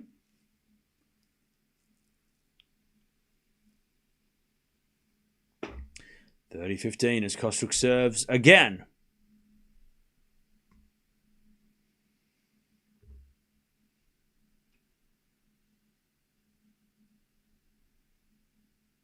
And the return goes in the forehand of Kostyuk. Forehand now from Andreeva is into the backhand of Kostyuk. Andreeva forehand again to the backhand of Kostyuk. Now Andreeva gets her backhand up the line. Kostyuk forehand cross court. Andreeva slices again. Slice from Kostyuk comes to the net. Andreeva with a pass. Kostyuk with a drop volley. Andreeva's going to get there with a backhand up the line. Winner, I think. No celebration, but no frustration. So that must have been on the line. It was. 30-all. Great pickup by Andreeva. Zverev Sinner's tomorrow. This same time tomorrow. All right. Lovely backhand winner. She might steal this set. 30-all.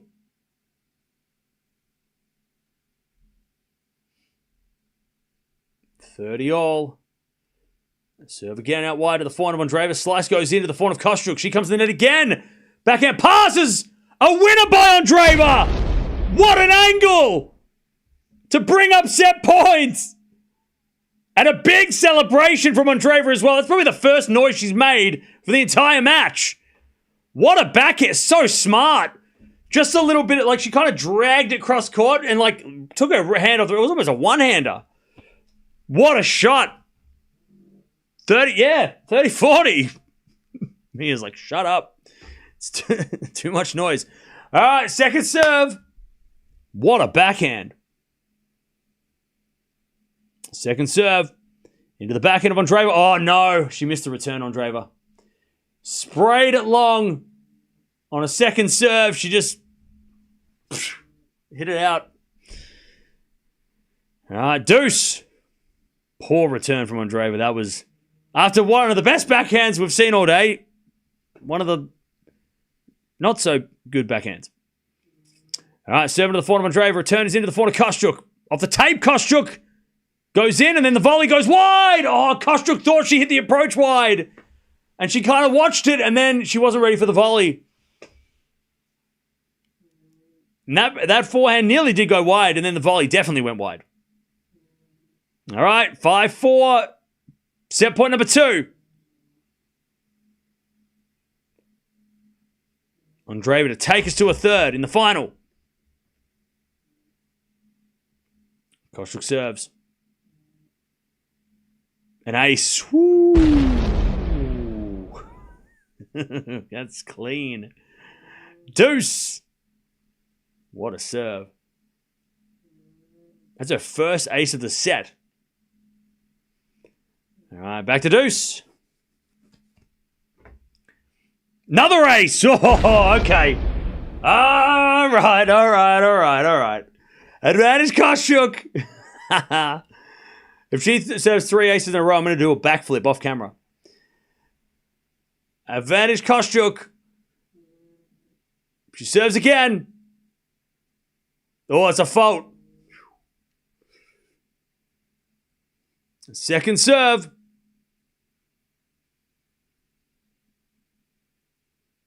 And the return goes up the line and long, and Kostyuk holds. It's 5-5. All right, 5-0. Kostyuk hangs on in the coolest way. On camera? No, off camera. All right, doesn't matter. It didn't happen. 5-0.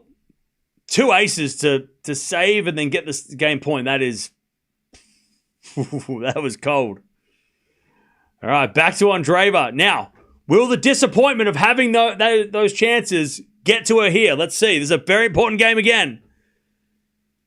Andreeva's got to win this first point. Drop shot's not great. Kostyuk comes to the net. Passing shot lob from Andreeva. Kostyuk with a great volley. Andreeva comes to the net now. Kostyuk with a pass. Andreeva nearly mucks it up. As with a backhand down the line off the tape and goes in from Kostyuk. Wow, Kostyuk got super lucky, but she'll take it. She will take the point. Love 15. That was a great high backhand volley from Kostyuk. And then Andreeva just sort of tentatively came to the net. Love 15. Return goes into the backhand of Andreeva. Kostyuk with a lob. Andreeva's going to hit the smash. No. Goes in the net. 15-all.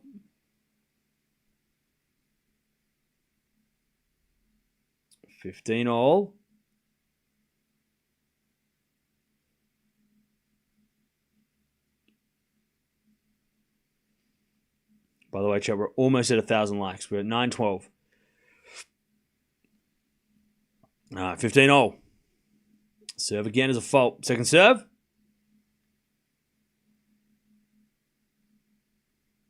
Second serve. Into the backhand of Kostyuk. Return goes to the backhand of Andreeva. Into that Kostyuk backhand. Andreeva on the attack in the net. And it's 15-30. Kostyuk's doing well because her backhand is definitely not the shot she wants to play. She definitely wants to hit forehands, but hitting a really awkward, moonball backhand, not a bad strategy. It really messed up Andreeva. 15-30. There's a bit of fault from Andreeva. Second serve.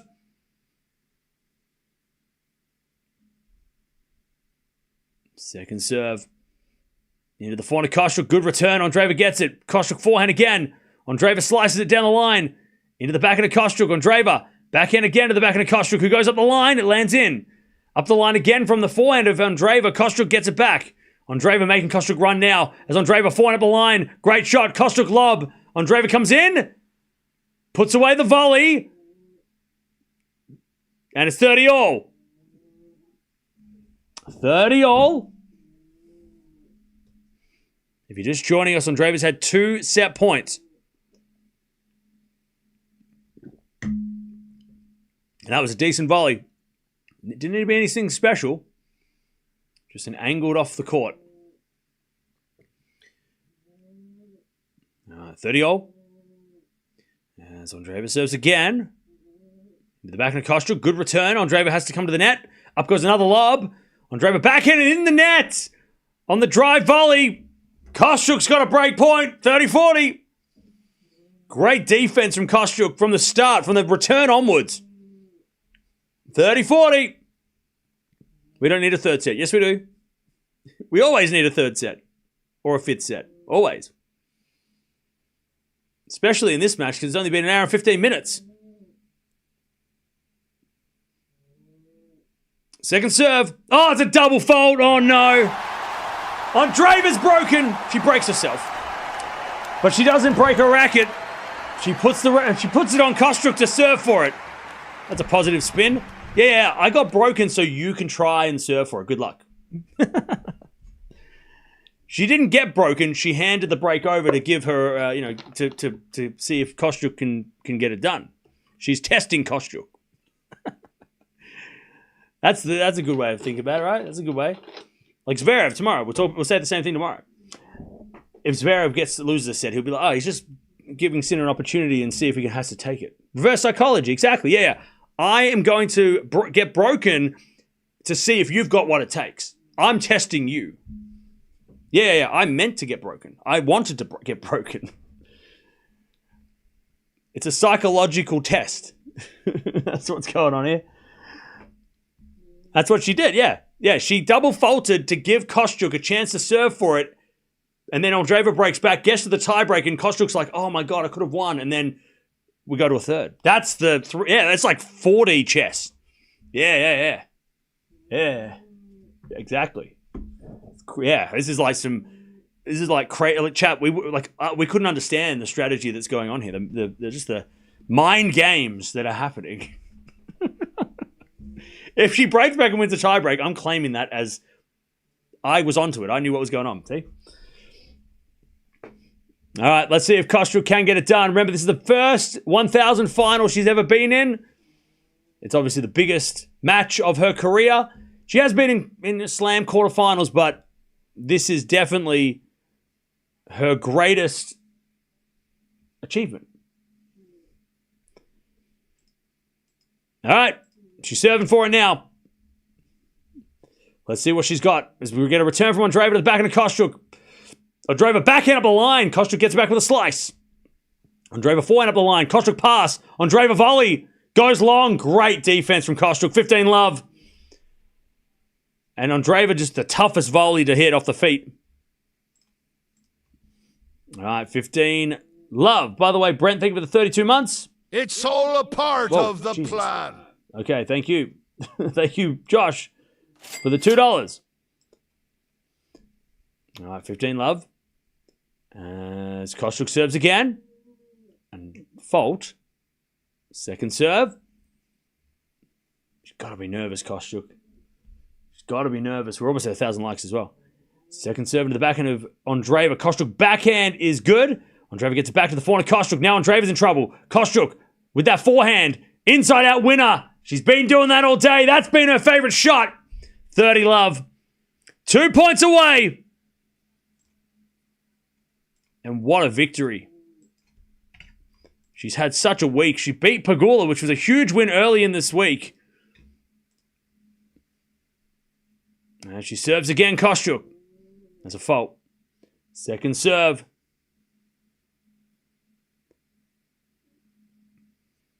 Second serve. Into the forehand of Andreeva. Return is good. Kostyuk slices it down the line. Andreeva backing up the line to the forehand of Kostyuk. Oh, she's down, Kostyuk, but she hits the winner. She gets match point as she falls onto her back. What a way to bring a match point. She slips, hits a ridiculous winner, ends up like looking at the sky as she hits it. I mean, she didn't even know it was a winner until the crowd started cheering. Championship point, covered in clay. What a winner. What the hell? All right. Championship point. What a shot. Serve is a fault again, but that hasn't mattered so far. Second serve. Second serve. Nope. Second serve. Goes to the backhand of Andreeva. Return to the backhand of Kostyuk. Kostyuk gets it out. One saved. 40-15. 40-15. By the way, chat, we're so close. We're almost there. Come on now. We can get to 1,000 likes quick. We've got 1 point potentially left. Or many. I don't know. Serve. Out wide. Andreeva gets it back. Kostyuk. Backhand in the net. 40-30. She needs that inside out forehand. Where's that? She wants to get a forehand. She needs a forehand off that return of serve. Still championship points. Number 3. Kostyuk serves. Another fault. Second serve. Second serve. Into the backhand of Andreeva. Kostyuk backhand. To the backhand of Andreeva is Kostyuk. Backhand again to the backhand of Andreeva. Now Kostyuk gets a forehand. Inside out. That's a shot. Up goes the forehand. Backhand up the line. Goes long though. From Andreeva. And Kostyuk's on the ground. She's already got clay over her from falling over before. And she wins the biggest trophy of her career. She is in tears. Kostyuk gets the win. Love that for her. She is just lying on the ground. They're just chilling. And she finally got that forehand. That's what sealed it. Kostyuk wins. Andreeva's still a great week. But Kostyuk is the champion. As she almost runs into the cameraman. And Kostyuk's going to be, like, career high ranking as well now. Oh, she just did a backflip! Kostyuk just did a backflip! What? Hang on. Whoa! Hey, wait, what? What just happened? Wait, what? What happened? Hang on. What just happened? Andreeva's in tears. That's a shame. That's tough to see. That's tough to see Andreeva upset. Kostyuk just did a backflip, though. I mean, what just happened? How did she do? What happened? What happened? Where'd that come from? By the way, we should have got a better camera angle of that. Why was it courtside camera for the backflip? We needed at least 7 different angles of that crazy ass backflip. That is one of the best celebrations we've ever seen. Do a backflip? All right, ready? All right, what? Ready? Ready, chat? Nailed it. First try, see? There we go. There we go. Oh, jeez, I should have stretched. Oh, I should have stretched. That's one of the wildest celebrations I think I've ever seen. She has to do that if she wins every title now. That's her thing. She's got to do backflips every time she wins a title now. She has to. By the way, Kostyuk is covered in clay, and she's getting the definitely not a bald kid. That's I don't know who the hell that is.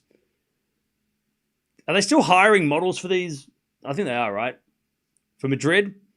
Anyways, she's covered in clay, but Kostyuk, the backflip is wild. The backflip is wild. She's also a gymnast. Yeah, she has to do backflips all the time she wins now. She has to. That's her thing. She must do backflips every title she wins. It's her signature move now. We have to. You have to do that now. That's a thing. She's made it a thing. That was insane.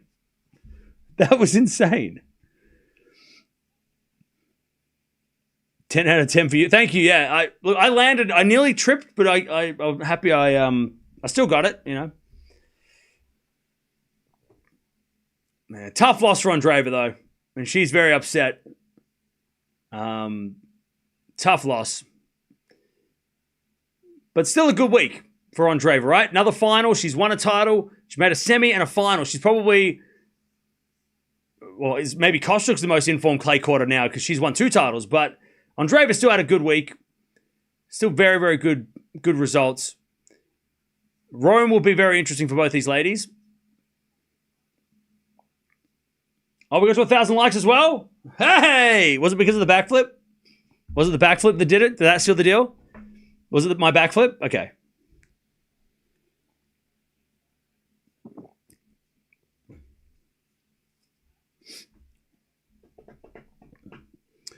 The Roland Garros champion for women looks very uncertain at the moment. Yeah, there is no clear favorite. Rome will determine it.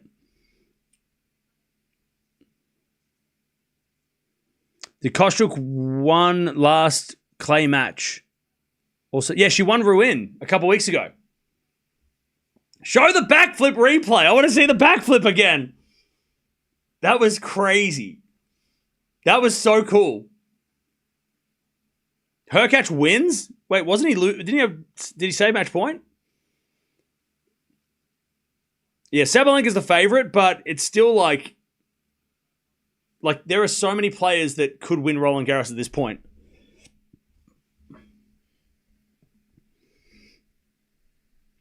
Has Kostyuk got 12 wins in a row?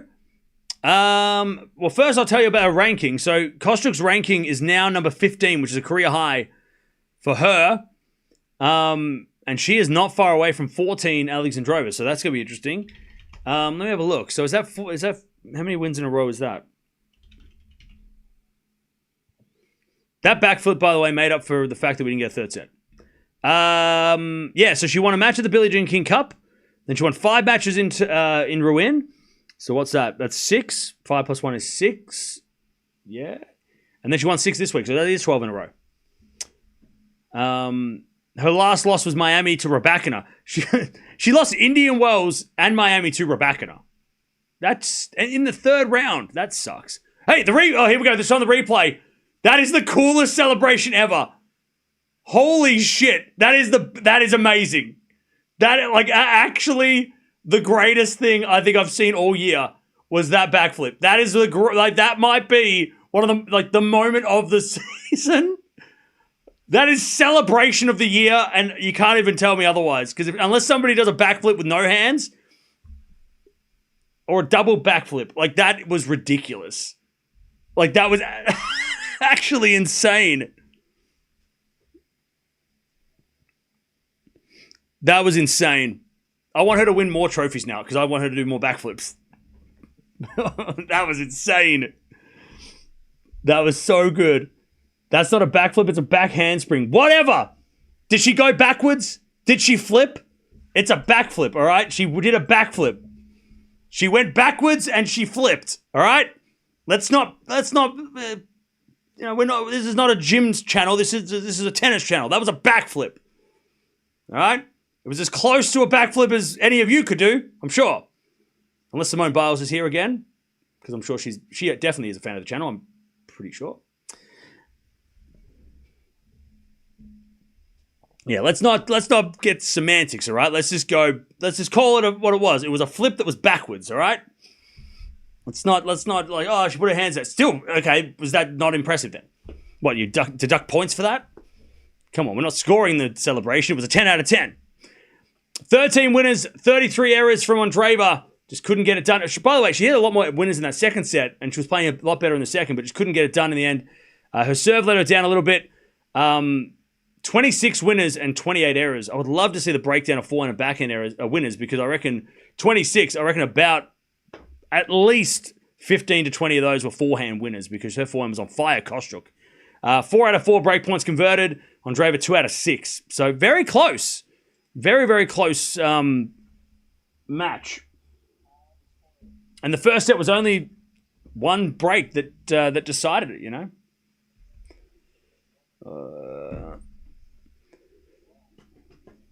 Yeah, but the inside-out forehand from Kostyuk, that was awesome. And Naldi versus Hurkacz is the final of Italy, okay?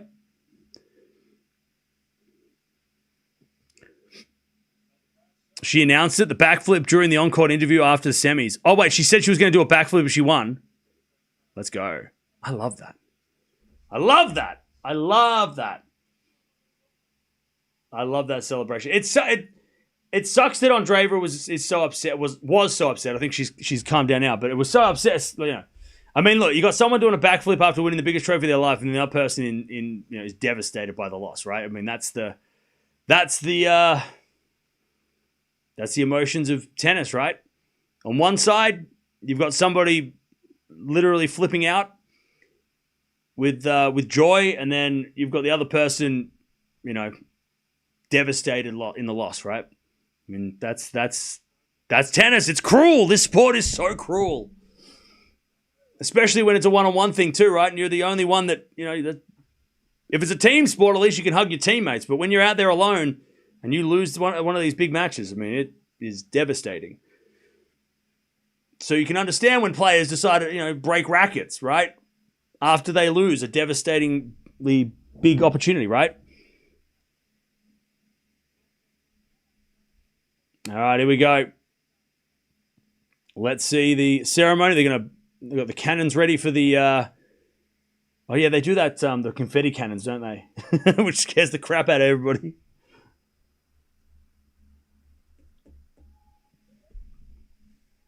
It'd be interesting to hear what Kostyuk says. Hey, look. Hopefully she doesn't have a flip. That'd be great. Kostyuk was the better player. Mirra struggled to hold serve, yeah. And Kostyuk just came out with, from the start, just came out aggressive. And really, caught Mirra by surprise. A little bit. Muguruza is out there. I think she's rocking leopard print. And the crowd are going wild. She's got a big smile on her face. This is her first year as tournament director too, right?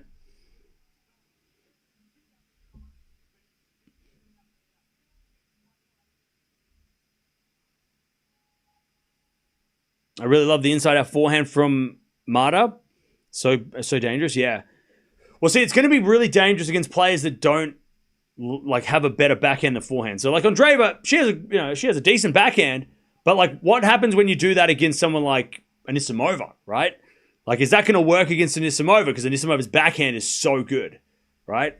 So it might work in, like, the inside-out forehand's a great shot against a backhand that's not as good as, Andreeva's forehand, for example.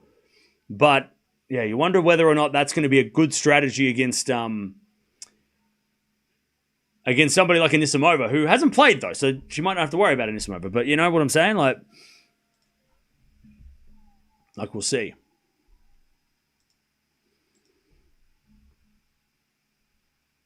All right, Andreeva walking up first. And she gets a silver plate. I really wish they didn't make the runners-up do a speech. I really wish they didn't. I don't really think we need that, do we? And this is probably going to be really hard to listen to because Andreeva's upset.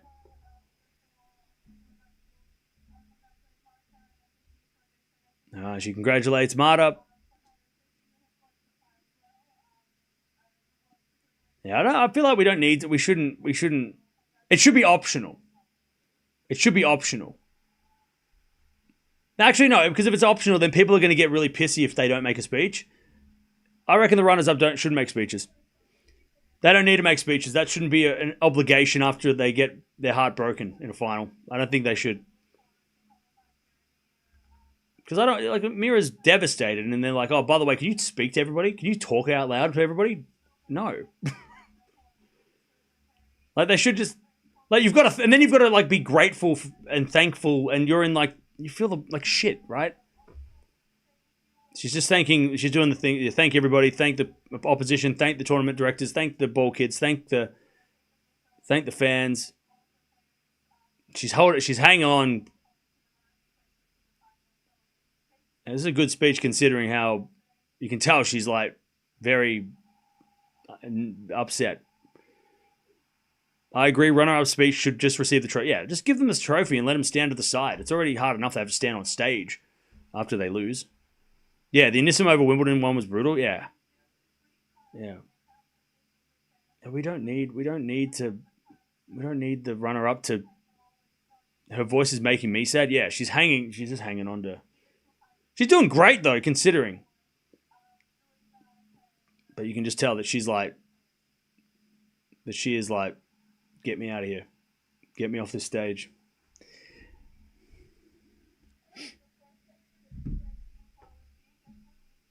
See, I knew this, and then she starts talking about her team, and you knew that as soon as she said, I want to thank my team, now she's see, this is why we don't need the runner-up speech.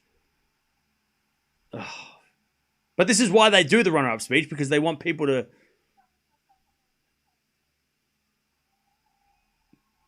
See, this is why they make us do the speeches, so we watch the speeches and we get upset. The second she said, I want to thank my team, you knew it was going to be too much. She can't even look at her team.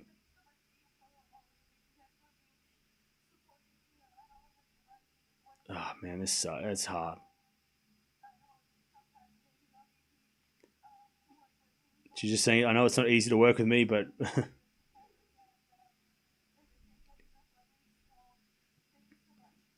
She just says, thank you so much. Oh, that sucks. I mean, like, you can thank the organizers and the crowd and stuff because you just don't... Like, you're just like, thank you. But then as soon as you turn your team and you've just had a devastating loss, and then you have to look at your team and you feel bad because you've lost, but then you look and you go, oh, I've let you down too. Like, that sucks. Chad, we got to write a petition. No runner-up speeches. We got to get rid of these runner-up speeches. It's just not fair. It's just, come on. We can't have, runner-up speeches are just not, it's not nice. It's just harsh. It's cruel. All right. Kostyuk coming up on court. No, sorry, up on stage to get the big trophy. By the way, I tell you, we've talked about this before, but I want to just say, the announcer, absolutely epic. I don't know who that person is, but they were like bringing, like, when, I think it might be on the center court, but the announcer is insanely good. Like, it's like, I don't know who it is, but they are doing the best job ever. And all announcers should be doing it that way. like how they bring out the players and they're just doing I can't even explain it, but it's like great. All right, Kostyuk holds up the trophy, which kind of looks like a rolled up piece of paper, but made of metal. Announcer is from WWE. Yeah, it has that vibe, and that's how it should be because it's one-on-one. Tennis we should adopt some more stuff from those kind of sports. I don't know who it is, but they're doing it. They've been doing such a good job. Like it really gets you fired up. Rome draws next week. All right. Kostyuk is gonna get the microphone, which is over there. Somebody's holding it. And the streamers are flying everywhere.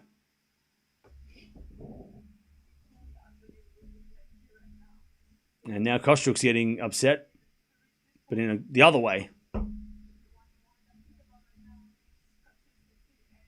She just says, well, one word is consistency.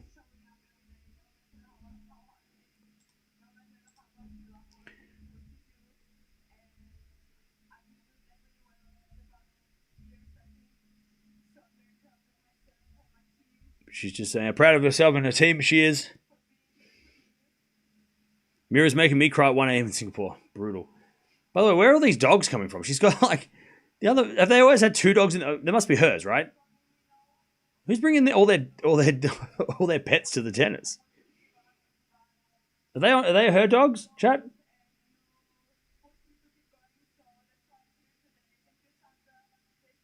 She's just thanking everybody from her team.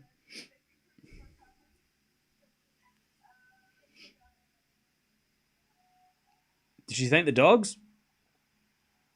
Did she thank the puppies? Marta's toughened up mentally this last few months. Good for her. Yeah. Is it her husband? I think it is, right? Maybe she lives here.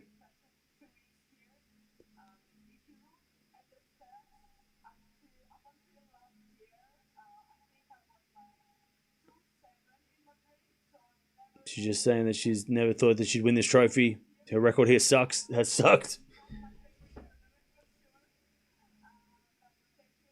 She just said it's not my favorite tournament. I think that will change. Are they poodles? No, they're I don't know what kind of dog they are. Draws on Monday for Rome, apparently. There you go. We'll watch it, don't worry. It's after Madrid.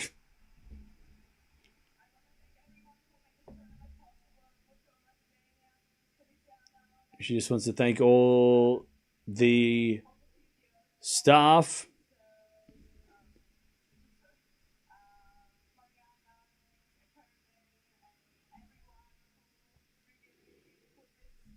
I agree. It's too much to ask for the defeated player. Yeah. I mean, I haven't... Chad. Do you... One in the chat if you agree that they should stop doing runner-up speeches. You know what it should be? It should be no runner-up speeches. And she thanks the crowd. It should not be a runner-up speech. But if the runner-up decides, hey, can I speak? Then hand them the mic. Right?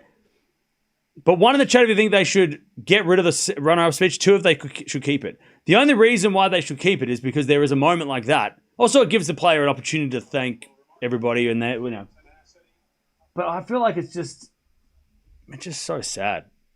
And I don't want to feel sad after a tennis match, personally.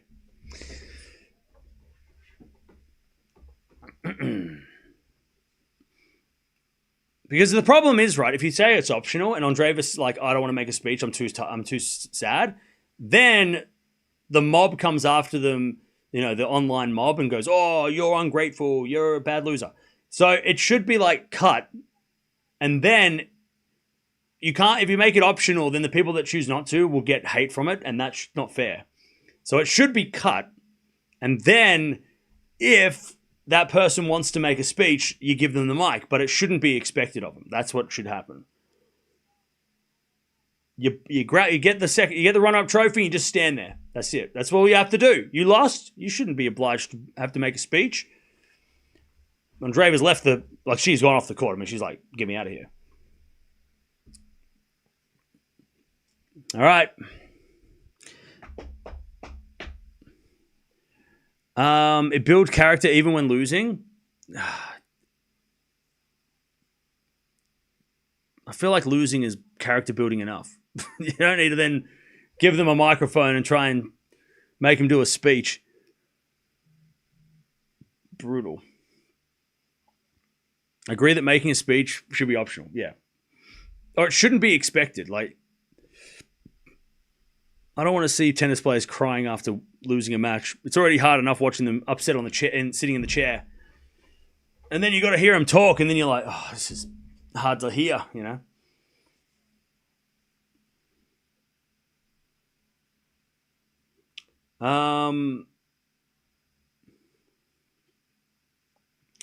By the way, chat, I'm only going to say this once because it happens a lot when we watch. We had the same thing when we watched the Brisbane final. And I don't have. Why do I have to always say this? Why do I have to explain it?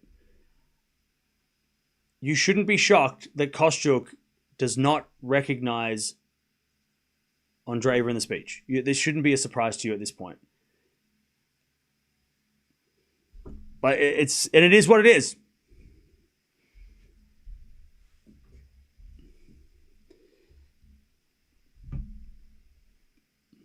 But like, it is what it is. If Zverev can do a somersault, he'll win tomorrow. Yeah. Not shocked but saddened, yeah. And chat, it's never going to change. It's not going to change for the future.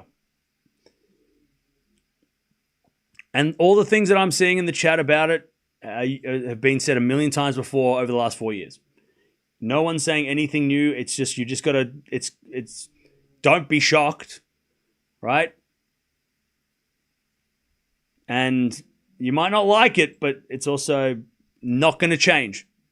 So don't get worked up about it and be like, I can't believe it again. It's like, it's never, what, you think Kostyuk's going to read your messages and then change? No, she's not thinking about what people online are saying. She's got other things going on.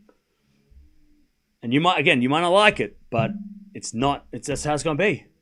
That's just the way it is at the moment.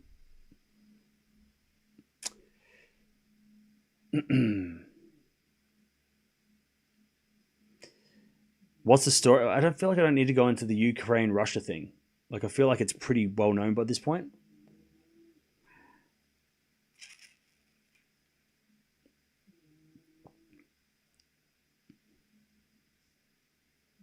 Yeah. It's unfortunate that that's just how it is. It is what it is, exactly. No need to explain. Yeah. And look, and am I going to say that it's not awkward? No, it's definitely awkward. It is really awkward to hear, like, you know, to hear Kostyuk thanking everybody except for the person who she played. It is awkward, but it's also understandable because of what's going on. You know, like, that's the reality we live in right now. That's the reality. And it's been that for 4 years, so it shouldn't be a shock. You know, we shouldn't be surprised, and we shouldn't be, we shouldn't be surprised. It should just be a reality, and a sad reality. That's how it is right now. The world is not everybody's friendly with each other. That's just the reality. Not every country gets along, chat. World peace has not been achieved. All right.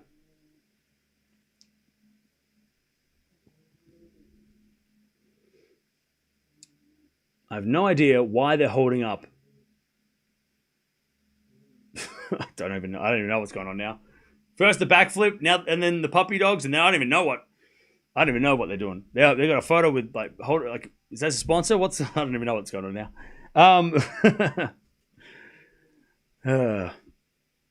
Well, I am shocked, Cam. No handshake, okay, but that's just not right.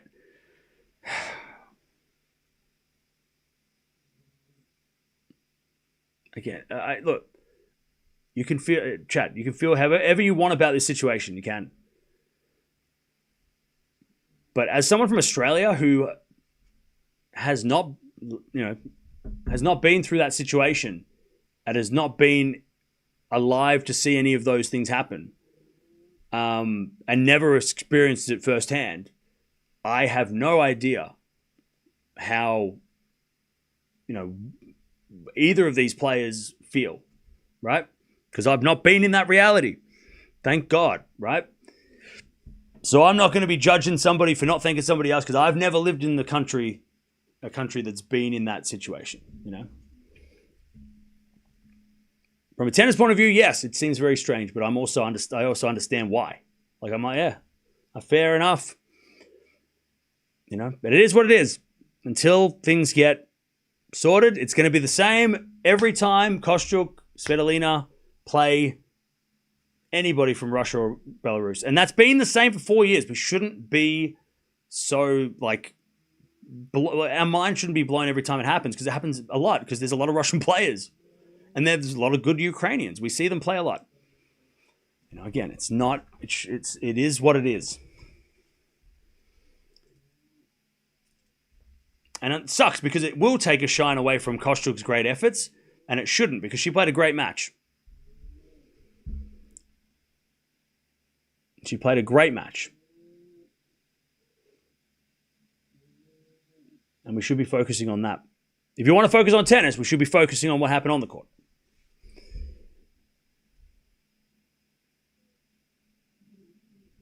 Bro, I'm Ukrainian. I'm starting to respect you. Oh, thank you. Starting to respect. Look. I appreciate that.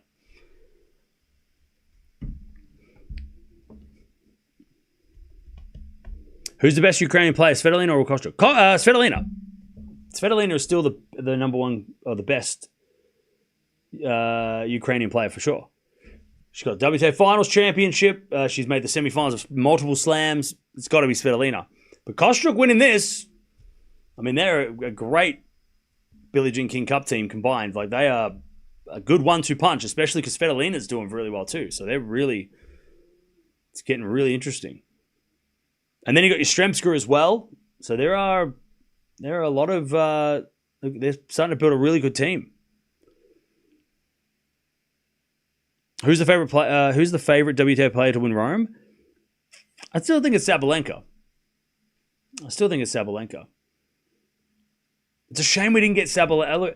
As good as the Baptiste win was, it's a shame we didn't get Sabalenka or Andreeva, because that would have really been... After Andreeva played Rybakina, Andreeva played Sabalenka, would have been a really interesting semi-final and would have given us maybe that answer. But I think at this stage, you got to you got to give Sabalenka she's got to be the favorite. And then, everybody else after that, right?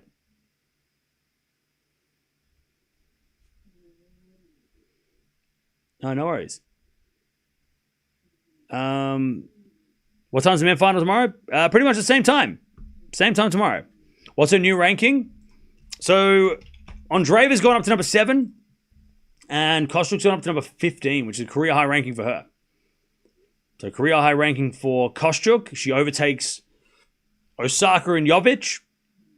And she's not very far behind Alexandrova. She's still a fair bit away from top 10. Top 10's another 1,000 points. So, she's got to win Rome to get to top 10. That's how hard it is to get in the top 10 these days. You got to get up there. But yeah, number 15 is career high for her.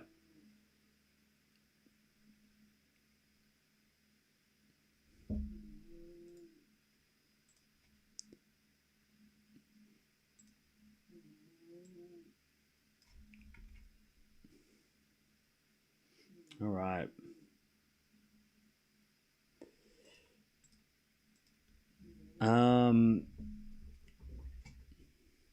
Winning the tournament and saying not one of her favorite tournaments is Dipole. Yeah, that was saying that this is not one of her favorite events. But she also said why. Hey, thank you, Pauline's, for the $4 super sticker. Appreciate that. I have no idea why it's not showing on the screen or anything, but I'll figure that out over the weekend. Thank you for the $4 super sticker.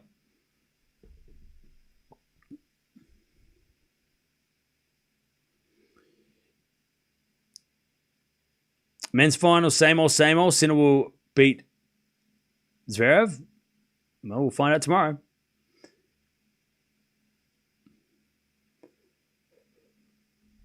Andreeva is 1,800 points from Anisimova. Yeah, there's a big jump to get to top 6.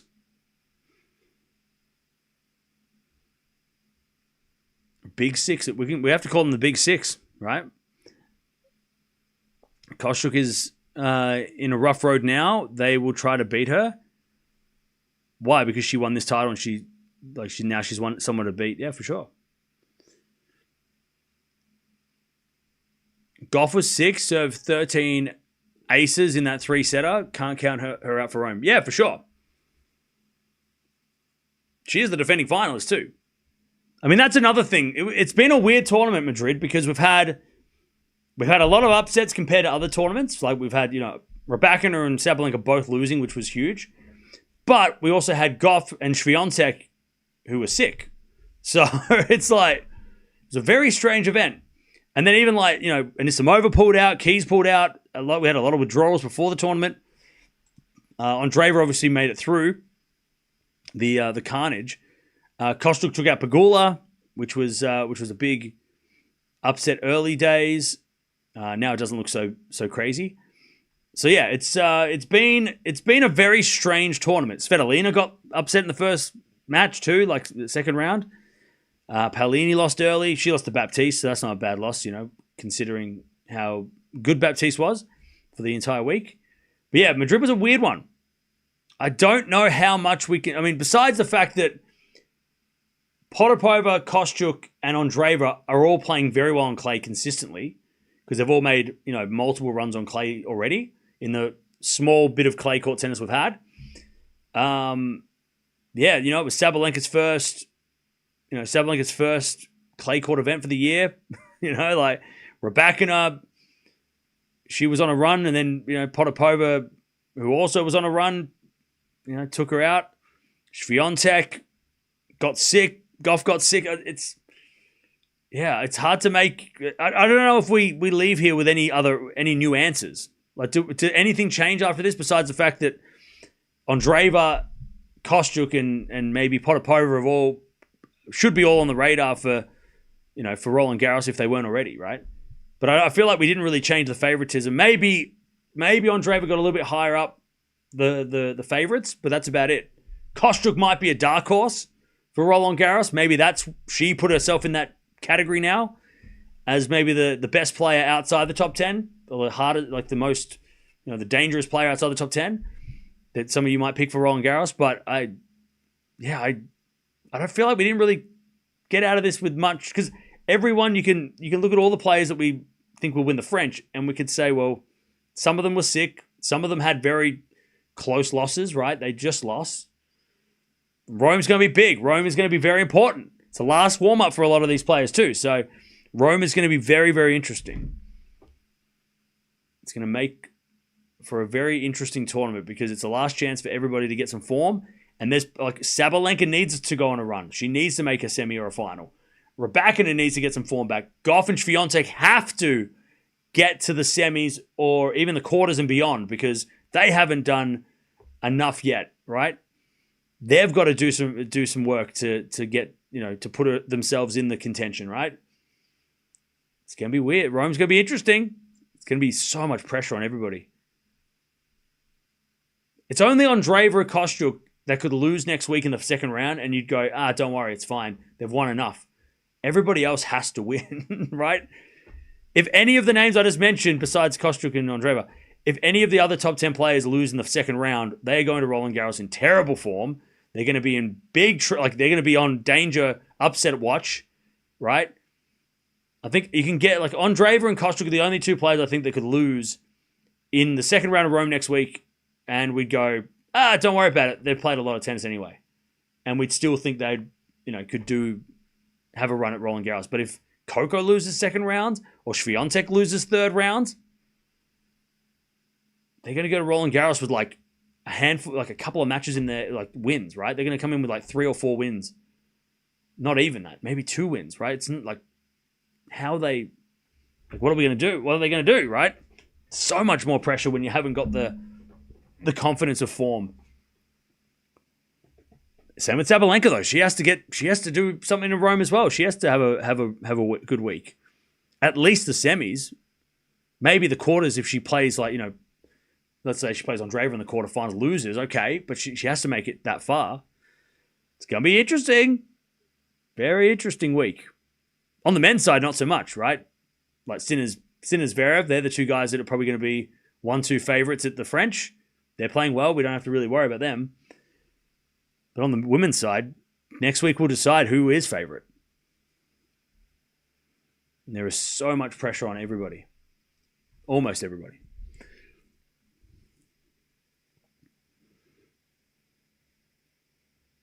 All right. Did we ever find out the net points won? Why aren't they tracking it? Yeah, I don't know. I'll check. Hang on, let me check. Because maybe sometimes when the matches are over, all the stats come out, which is really helpful. Yeah, but I don't think so. No net points won that I can tell, which is such a shame because that was such a big part of that match, and such an important stat was net points won, because both these ladies ventured to the net. So that's a bit of a shame that we don't have any stats on that. And they should. I mean, it's a WTA 1000. They should be tracking net points won. 1000 should be mini slams. That's what the ATP treat them as. The WTA need to get the statistician to add the net points won because that's a very important stat. Fonseca will be on their revenge tour in Rome. Ooh, I can't wait for Fonseca in Rome. Just hope he doesn't have to play. I hope he gets a good draw. Don't get him Sinner. I'd love him to play Musetti. Ooh, Musetti third round. That'd be fun. But just don't put him in Sinner's draw. Or Zverev's. Like, put him somewhere. Put him with Demon. Or I love Demon, but like, put him with Demon. Or put him like, give Fonseca a bit of a running start. We don't want to see like second round in this, like against some whiz kid, right? Give Fonseca like a couple of wins to get to the fourth round at least. At least give us that. Give him a bit of a running start.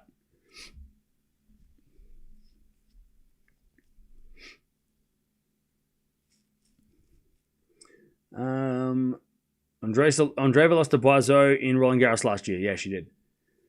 She's the only player that missed out on the semis. Like Boiseau was the only player that kind of ruined the top 10 run because everybody else in that, I think quarterfinals onwards was top 10 except for her.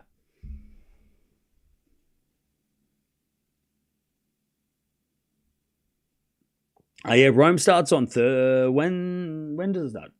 Wednesday? Tuesday? Wednesday? Something like that. I think. Yeah, draw comes out after Madrid. Apparently on Monday. So we'll wait and see.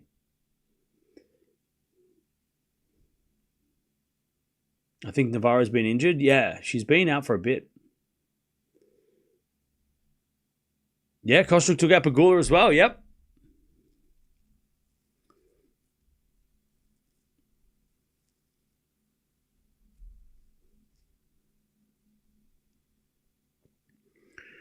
I wish Andreescu would become a force again. Well, she's playing challenges, so she's going about it, going back and, trying to do it by trying to get that form back. So I don't think clay's Andreescu's best surface either. So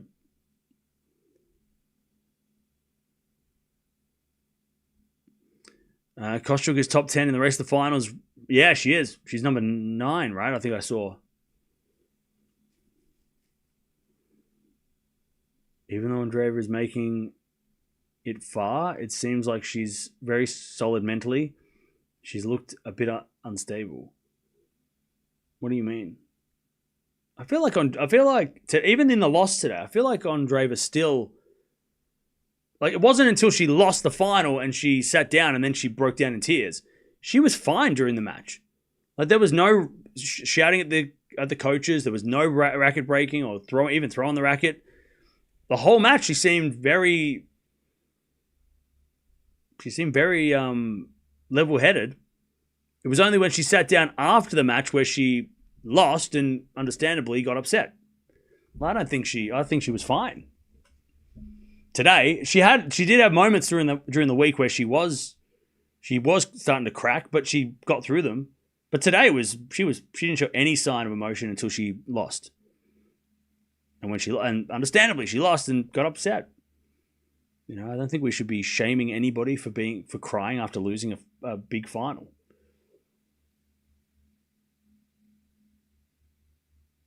It kind of feels, and it sounds weird to think that, like, oh wow, yeah, you shouldn't be crying after losing a big important match when it's your career. Like, it's like, yeah, I feel like it's okay for Andreeva to be upset by losing. Like, that's totally justified.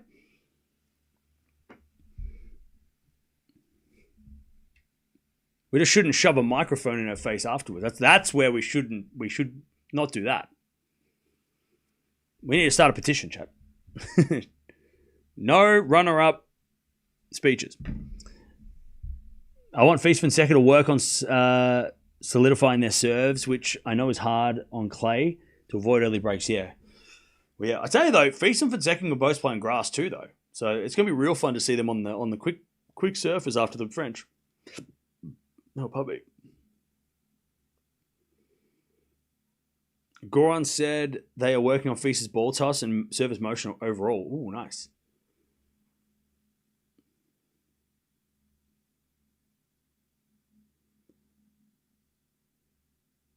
That's what I was thinking at the beginning of the match. What? Andreeva is young too, yeah. But look, I'm saying, like, even if you're like 30, like, we shouldn't be like, if you're upset, like, let the players be upset. It's fine. It's a high emotion sport. It's so much pressure. Federer cried, Murray cried, nothing wrong with it. Yeah.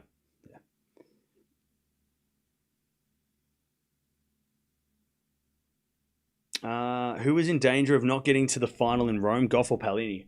Depends on the draw. The draw will be massive for that question. Bring that question to Monday.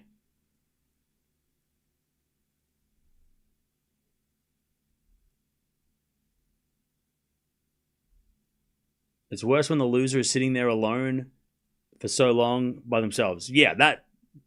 And then they've got to make a speech. That's brutal. Yeah, Djokovic. Even the Olympics, yeah, he lost in that first round and he was devastated in Rio. And that, again, nothing wrong with that. It's fair enough. Fair enough.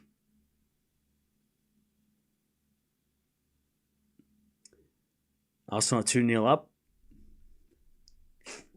Yeah, we are. I'm tracking that.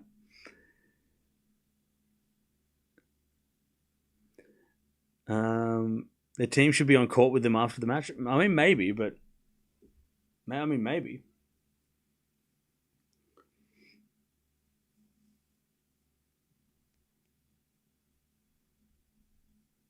Anyways, we're going to sign off in a second and then do it all again tomorrow for the men's final. Keep doing your excellent analysis. I will. Thank you for joining. Who's in danger of not getting to the final in Rome? I'll just answer that.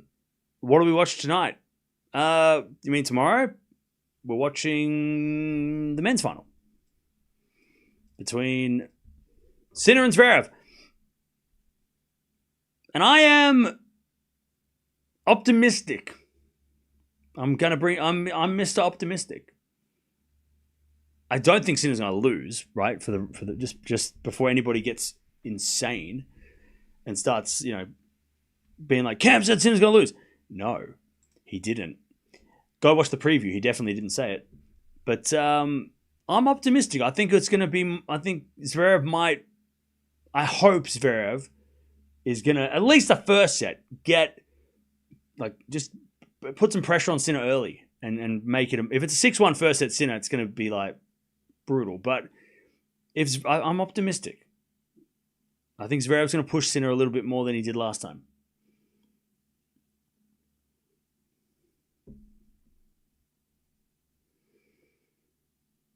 When Gauff was 19 and won Grand Slams, no one said she was a teenager, but they say it still for Mirra.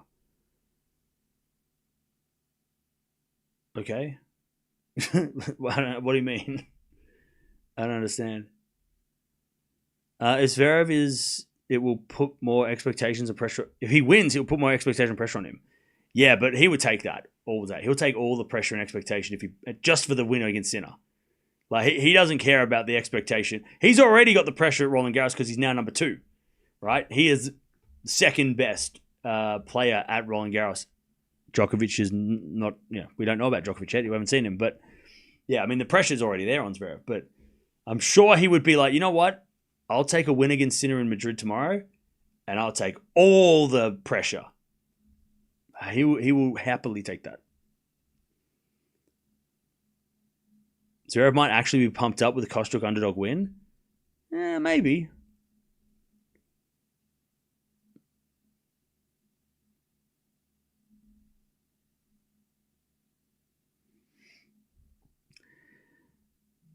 Yeah, look. Our Lakers. I think you need to. You know why, though, right? I mean, we've already spoken about it briefly, but like I think you should know why, right? I hope Zverev runs him ragged side to side. Zverev might take a set. I hope Zverev comes out swinging tomorrow, not passive. Yeah, I hope Zverev comes out and comes to the net and like just hits the most amazing volley to start the match. That would be awesome.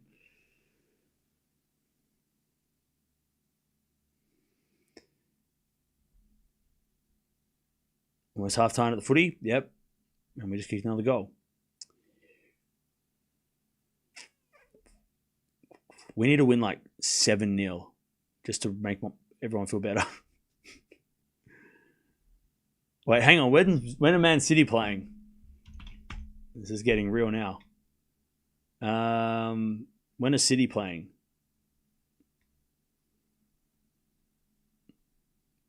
Oh, they're playing against Everton to Tuesday. Okay.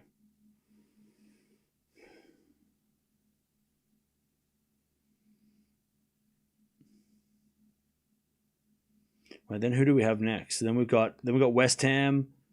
They've got Brentford. Then they've got Palace. So they've got an extra. Do they have a match in hand?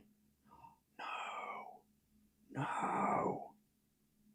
Then they got Bournemouth and Villa. And we've got Palace and Burnley. Damn it. Chat.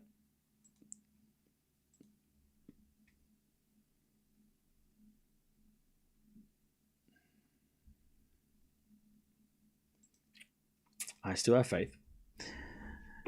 Piastri to win Miami Grand Prix tomorrow. Oh, is it in Miami? Oh.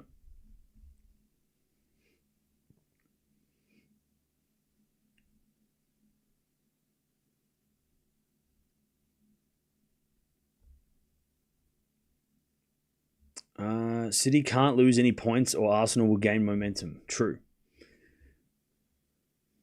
Wait, is Tottenham still in relegation?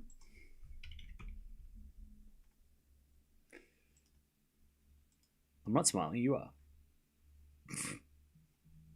Oh, West Ham are shit too. Oh, good. Oh, now they're gonna beat us. I shouldn't have made fun. We're gonna have a draw against West Ham now, aren't we? Shit. No, that's all right. It's only tennis that apparently there's no such thing as football curses. I have nothing to do. I don't even know. I know nothing about football, so I have no. I have no power there. There's nothing I say makes a difference over there. Apparently, I'm only a tennis wizard, and even that's debatable. There's no evidence of that. People are just making jokes.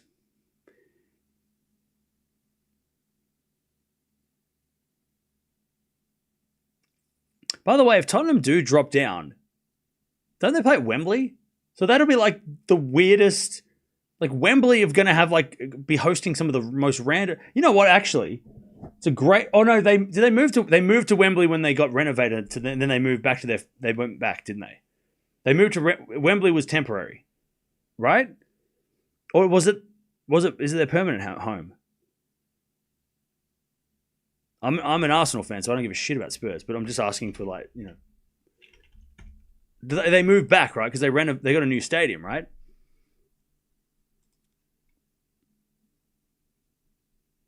It's a 62,000 person stadium. I'll tell you, it'll be a great opportunity if they do drop down to League One. Oh, sorry, the Championship. It'll be a great opportunity for Championship teams to play in a massive stadium. Like, what a great opportunity it will be. It'll be a great opportunity for for those teams, right? I mean, what a great chance. How nice would it be for QPR to play in a massive stadium like Tottenham Hotspur Stadium? That'd be so good. What a great opportunity. They should relegate to give, Charlton a chance to play in a massive arena. What a great opportunity for Portsmouth, They should drop down. Just out of, just because, what a great chance, that'd be awesome. To give those teams a chance to play in a big renovated stadium that they spent a lot of money on.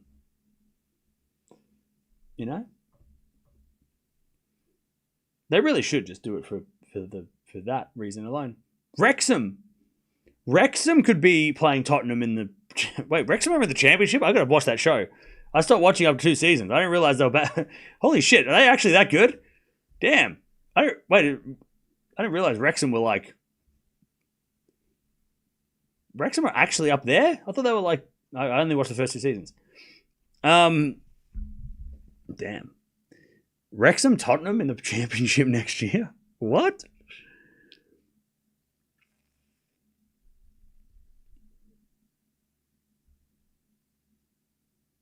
Coventry and Cardiff will play in Premier League next year. Nice. That's cool. That's good, right? Is that a good thing? I did a practice race, and it was Leclerc, Verstappen, and Piastri 1, 2, 3. Nice.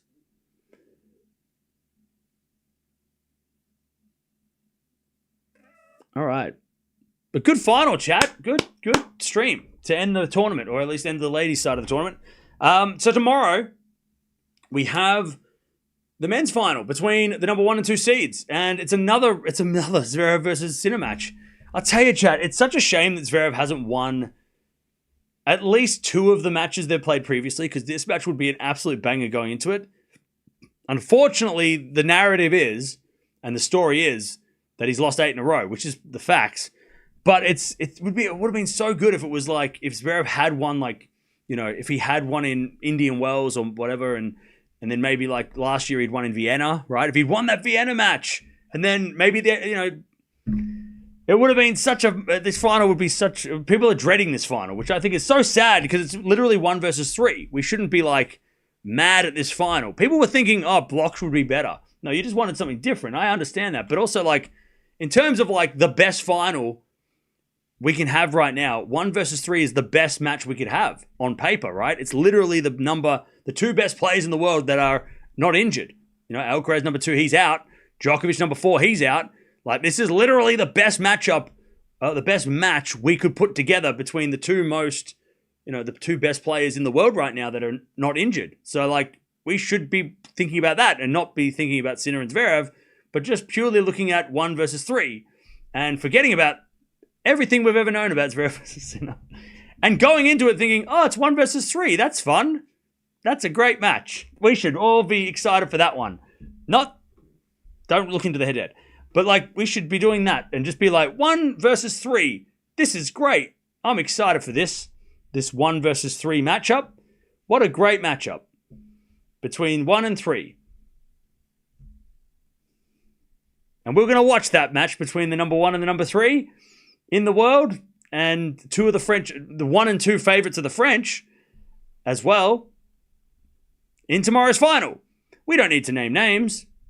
and all look at the head-to-head. We just need to all come into the final with a smile. And it's 1 versus 3.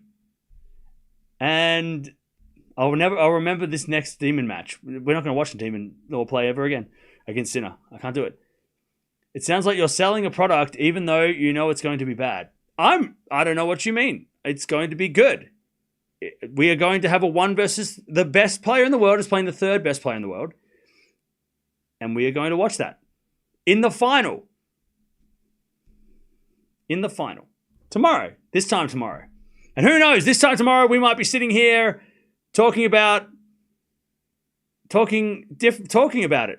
We will be talking about it in a different way, maybe. Maybe, I don't know. We could talk, I don't know. Who knows? Thank you for joining us. I'll see you tomorrow. 6-3-7-5.